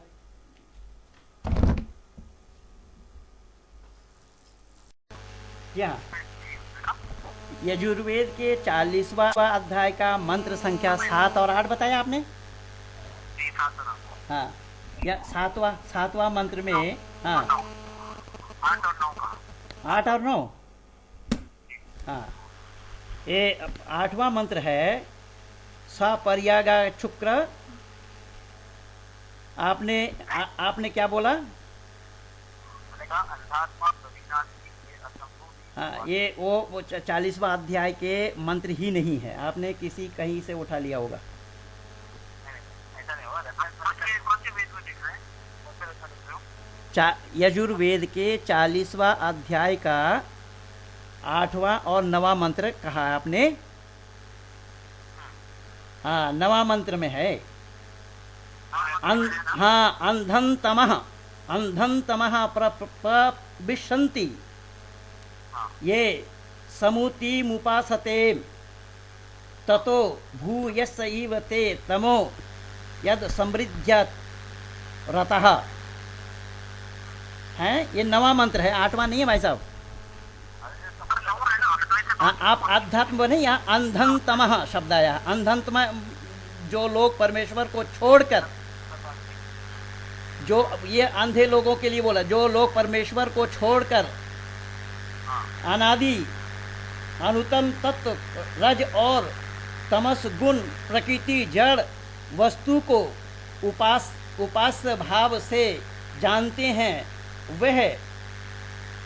वह आवरण करने वाले अंधकार को अच्छे प्रकार प्राप्त होते और जो महत्तात्मात्मी स्वरूप से परिणाम को प्राप्त हुए सृष्टि में स्मरण करते हैं, वे वितर्क के साथ उससे आर्थिक जैसे वैसे अभिशान अंधकार को प्राप्त होते हैं। जो मनुष्य समस्त जड़ जगत के अनादि नित्य कारण का उपासना भाव से स्वीकार करते हैं, वह अविद्या को प्राप्त होकर क्लेश को प्राप्त होते हैं, और जो उस कारण से उत्पन्न स्थूल सूक्ष्म कार्य कारण स्वरूप अनित्य संयोजन कार्य जगत को इष्ट उपास्य मानते हैं, वह गाढ़ अविद्या को पाकर अधिकतर क्लेश को प्राप्त होते हैं। इसलिए सच्चिदानंद स्वरूप परमात्मा की ही सब सदा उपासना करें। इसमें क्या, आपका सवाल क्या है? इसमें क्या लिखा है कि जो मनुष्य निसर्ग की पूजा करेगा, हैं? निसर्ग की उपासना करेगा, हाँ, जो शब्द ईश्वर की। हाँ, निसर्ग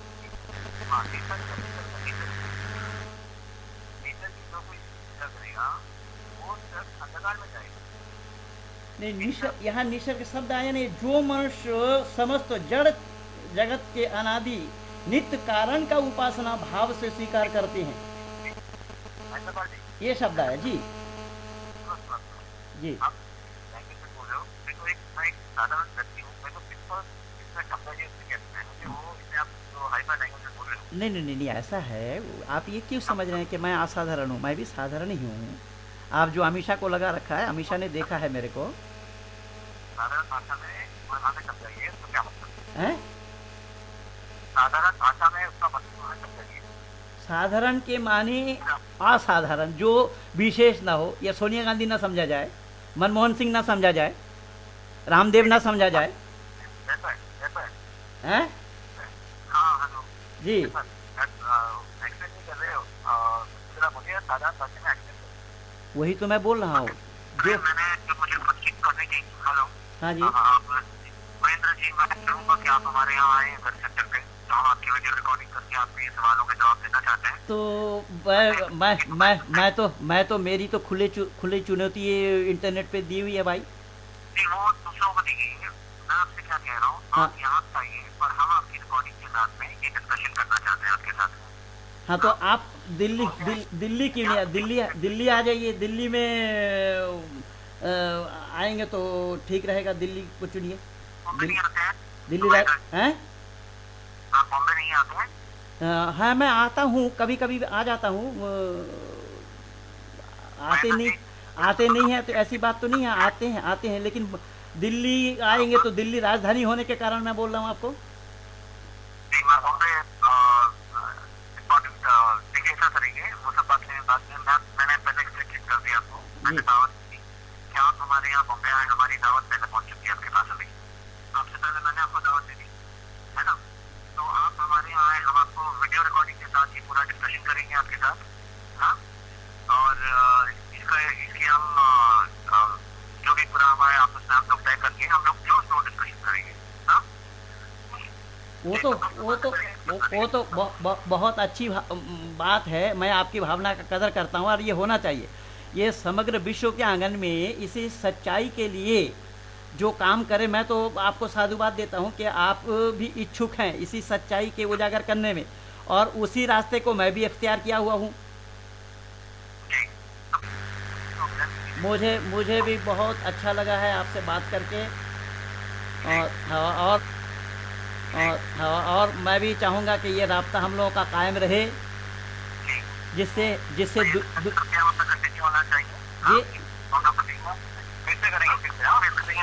हाँ, मैं भी यही चाहूँगा कि जिससे दुनिया वालों को सच्चाई का पता लगे। ये भी ठीक है, बिल्कुल बिल्कुल सही। हाँ, हम भी, हाँ, आदमी इंसान को सत्यन्वेषी तो होना ही चाहिए। जी, बहुत बहुत धन्यवाद।